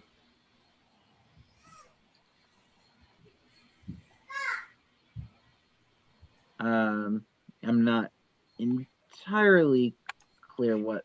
I'm not either, Brendan. I don't know what the service road FDR Drive means in this particular area, because there's Avenue C, there's the FDR Drive, and then there's Sty Cove Park, and there's the parking lot underneath, which Scott also mentions, which we've already discussed at length. So unless he can clarify that for us, I don't know what he's asking. Okay. And then just a general comment from Edmund Dunn saying, just an FYI, I currently run on the Stuyvesant Town Peter Cooper Village side sidewalk between 18th and 23rd Street due to my COVID-19 concerns on the Cove area. This area will get slammed by the East River project. Just be aware of this. So nothing to answer to, but just something to keep in mind as a concern that has been expressed. Okay, well, thank you, Desiree, Sean, all the other members of DOT and DDC. Really appreciate John Lynch. Looking forward to seeing you next month. And we've certainly, I hope, given you some stuff to think about and chew on. So looking forward to seeing the results of that. Absolutely. Thank you. Thank you. Okay, so now we have the ever wonderful report from DOT. That would be Colleen. Hey, Jane. Hey, committee members. How are you? It's Colleen Chattergood from City Department of Transportation. So, Jane, you had submitted to me some inquiries, and I wanted to get back to you on that. The first thing was the resolution that the community board had sent us back in 2018 regarding Glick Park. And I'm actually in the process of confirming the lighting, and that is if DOT maintains the lighting and what next steps would be. In terms of paving the area, that I'm also looking at, but even if we are able to pave and if that's under our jurisdiction, that's not going to be done this year because our paving season has completed, just so you know, but I will confirm that. And I'll get back to you on that. Okay, I appreciate that because yes, that's something that's outstanding. And we were told that that was DOT turf. So I appreciate you confirming it and moving forward as whenever we can. If it's spring, it's spring, but the park has been done. And it's an outstanding piece of that whole project that started however many decades ago. So if we could finish up that one little piece, that would really be swell, and people would have at least the northern end of our part of the Greenway. That part of the Greenway would be in much better shape while we have this part ripped up. And so that right, and we'll coordinate with Parks. We'll work with Parks on that. The other thing that you inquired was the 15th Street bike corral. Is it the bike corral or is it the city bike station? It's the city bike station. There are people I know who've come to this meeting, at least 3 of them, who want to speak to that particular issue. So if we're going to do that under old business, if you can stick around for a little bit after this report. No problem. So the you had sent me a photo regarding work that was done at 23rd Street, the southwest corner, 23rd Street and First Avenue. It was the northwest corner. I'm sorry. Yeah. Okay. Well, yeah. All right. Well, we were able to. You figured that out. Yes. Yeah, we were able to figure that out. So there was a contractor who was out there and did some work, and apparently they did not restore the sidewalk flag back in kind. And our inspectors is in the process of notifying the contractor to get them back to restore that particular area in kind. However, I don't think it's going to be done soon or, within the next few months, because we still have our holiday construction embargo, which ends in the first week in January. So it's possible they'll come back out there in spring and make the repairs, but this is on my radar and we'll make sure that it gets done, just so you know. Okay. The restoration does look sloppy. So we'll get it restored, okay? Well, thank you. Yeah, no, the twofold concern is basically not only is it sloppy, it's an uneven splotch of tar. It's basically a cold tar patch. But the protective bit of sidewalk and raised curb that pedestrians are standing behind when they're waiting to cross that street is now gone. And so cars can cut that corner a little more closely and not pay the price of rolling over the curb, stuff like that. So it's, as soon as you could do it, I understand the seasonal problem, but as soon as you could do it, that would also be helpful because it's right by the hospital. So there are a lot of people who use that need extra help to get across First Avenue. Yeah, totally get it. So that's on my radar. I'll keep you posted on that. Okay. Okay, thank you. You're welcome, Jean. Chair's report. We're going to keep this real brief. Oh, wait. Sorry to interrupt you, Jean. It looks like sorry. Larry's raised his hand. Oh, okay. Okay, this is just very briefly. It's along the lines of something I've been working with Brendan on for a long time, since the completion of the work on the 14th Street.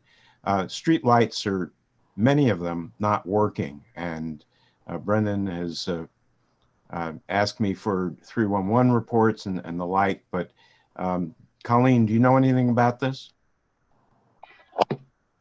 Brendan, Larry, I'm not familiar with this. If the street lights are not working, please call it into 311 because that's our tracking system, and then you'll be able to get a 311 number. Yeah, it's been open for months, a couple of months at least. Have you called it into 311, Larry? Yes, Brendan's got our numbers.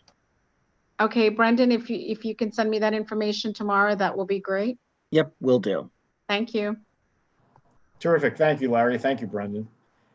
Okay, back to the chair's report, which is going to be even briefer, I hope. The sinkhole is moving along. It's on schedule to be finished by the end of the year, hopefully a little before, but definitely by the end of the year. I've been up there pretty much 2 to 5 times a week, and they're rolling. I've spoken to the contractor foreman.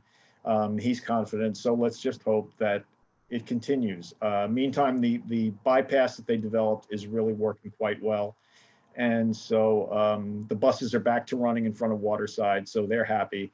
And so the disaster's at least been mitigated, even if it's not fully repaired yet. So another few weeks and that should be taken care of. And that's really all I've got. So let's move along to old business where we can take up the issue of the city bike corral dock, what a station in front of 145, I believe, East 15th Street, where we have people who want to speak to that. Brendan? Yes, I know one of the people who wants to speak to that is Florence Friedman. So I will actually, I think Florence has left the meeting, but I can read off some of the concerns that she expressed in the Q&A feature earlier. She said City Bike installed 81 bikes in front of 145 East 15th Street. We already had about 50 and we're okay with that, but then Lyft added more, so we now have 81. DOT, yeah, I'm just giving the short version. DOT never responded to our complaints. However, Councilmember Rivera and Senator Kruger helped, and an adjustment was made, but the adjustment took out 4 bikes that left the elevated station. This left us with a gap between the station and the sidewalk. A photo sent to Cody, who's another member of CB6 staff.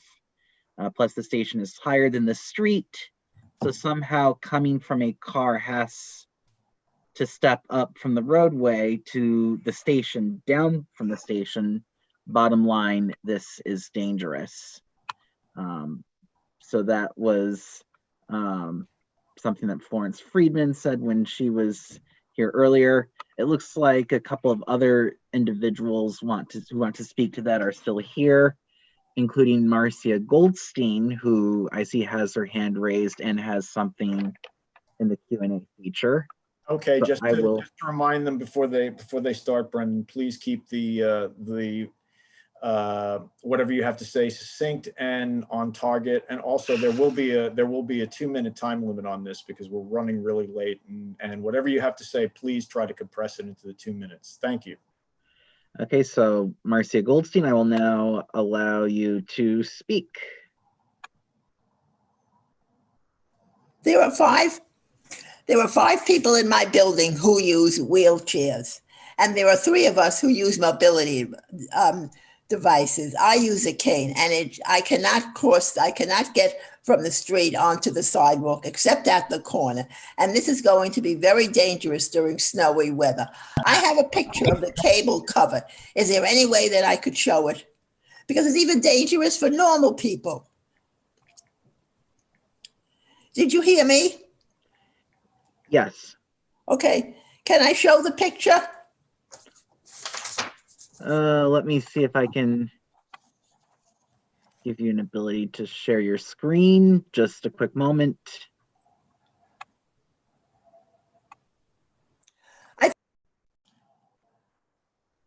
Yeah, just a moment.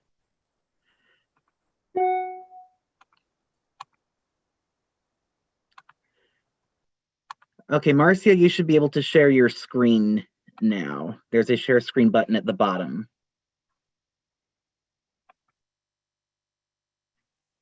Marcia, still there?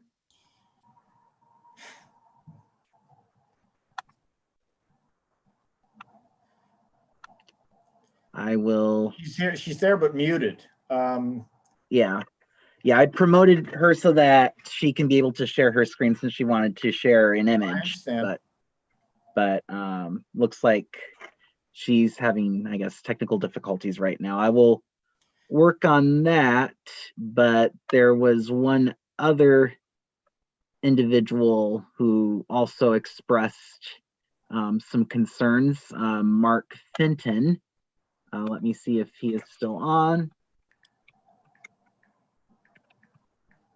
I don't think he is still on, but I will read what he wrote in the question and answer section. He said, I live on 145 East 15th Street. Sorry about that. I forgot to turn off the timer. The timer caught you. It didn't catch anybody else. This is kind of ironic. The timer caught me. But anyway, so Mark Fenton said, I live on 145 East 15th Street between 3rd and Irving and use a wheelchair. City bikes blocking entrance to building, even with bikes removed. This is an enormous inconvenience and anti-disability. And just anecdotally, I spoke with Mark Fenton on the phone earlier today about his concerns. Yeah, he is a wheelchair user and is affected by the current layout by that building.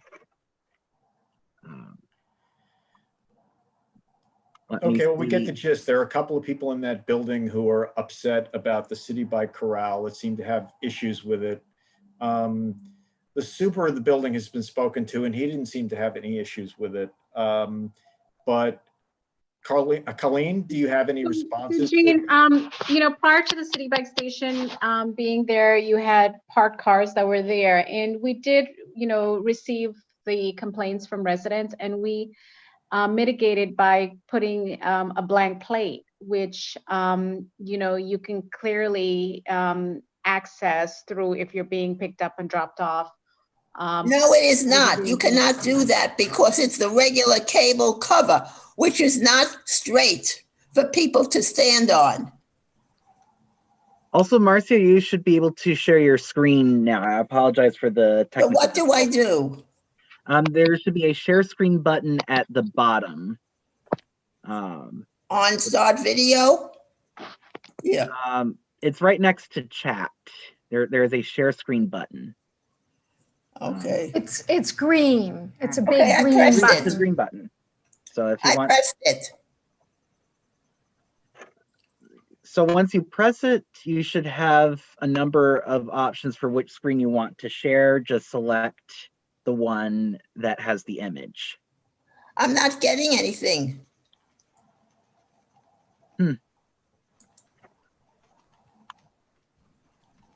Well, I'll see if I can maybe dig up an image instead. So Jean, I know Marcy mentioned that they have not received a response from DOT, so I'm checking with my colleagues to find out if we ever sent a letter to the residents, and I'll copy you on that, Jean. Yeah. Need to put in a ramp for handicapped individuals.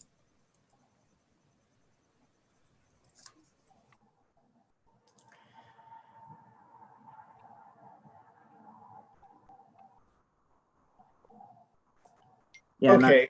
I mean, I don't think we're going to resolve this tonight, especially not right now. This sounds like an ongoing conversation between these residents and DOT regarding the building, whether they got the response they needed, whether there's something else DOT can do. There's not really much that we can do about this except we've let folks have their voice, and DOT's heard it. And we want those conversations to go forward for sure. So Colleen, I appreciate it. I would like to say one more thing. Yes. I think that this is an issue which falls underneath the American Disabilities Act.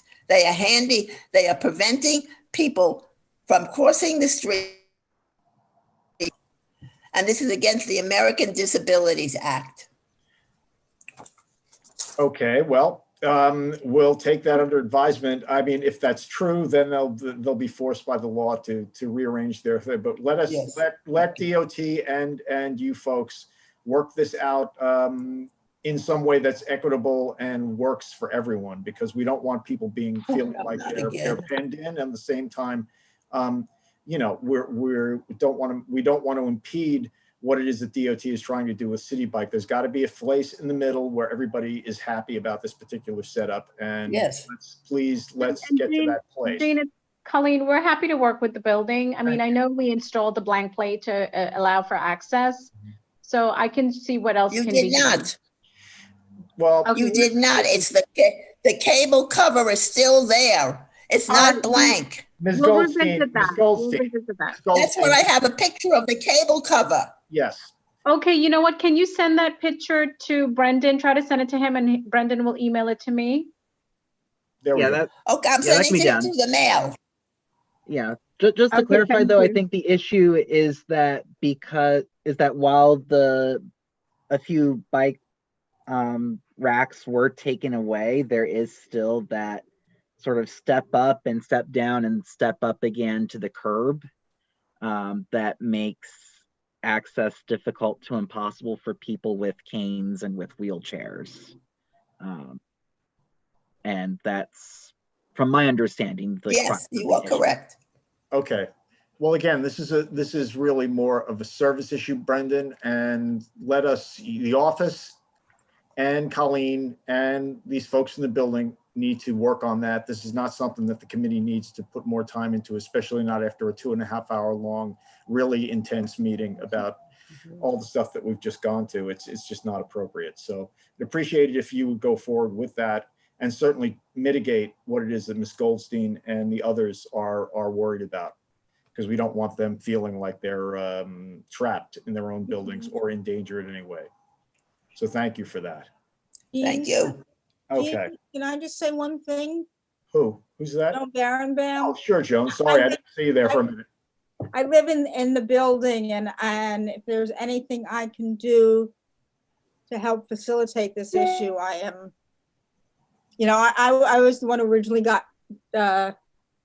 Carlina involved and whatever. So if there's anything that you need me to do, I'm fine. That would be great. Talk with Brendan after Yes, the meeting please. and see what you guys can put together going forward. Really appreciate it. Thank you for stepping up.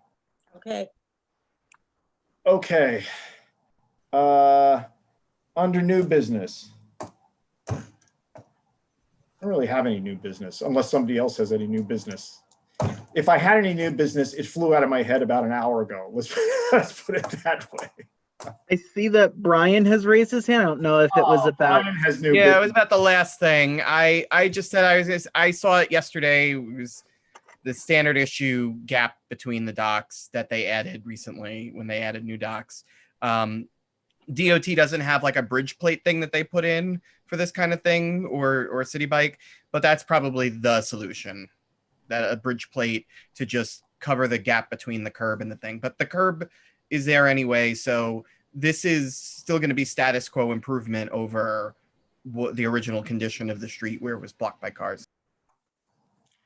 Okay, Brian, thanks. We'll get you out there with your toolkit very soon. Okay, do anybody else have any old or new business that they want to raise their hands about? Please say no. Okay.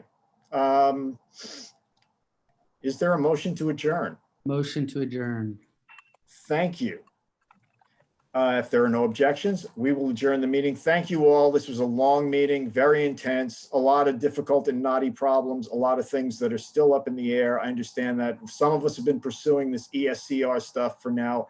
It's pushing 5 years. I hate to think about it. I mean, it's 5 years of my life, not to mention the lives of many other people, but here we are, still pushing the stone. And you guys did a great job tonight. The questions were on point. We've given them a lot to think about. Hopefully they will come back in January with something better than a line on our sidewalk along Avenue C telling us that that's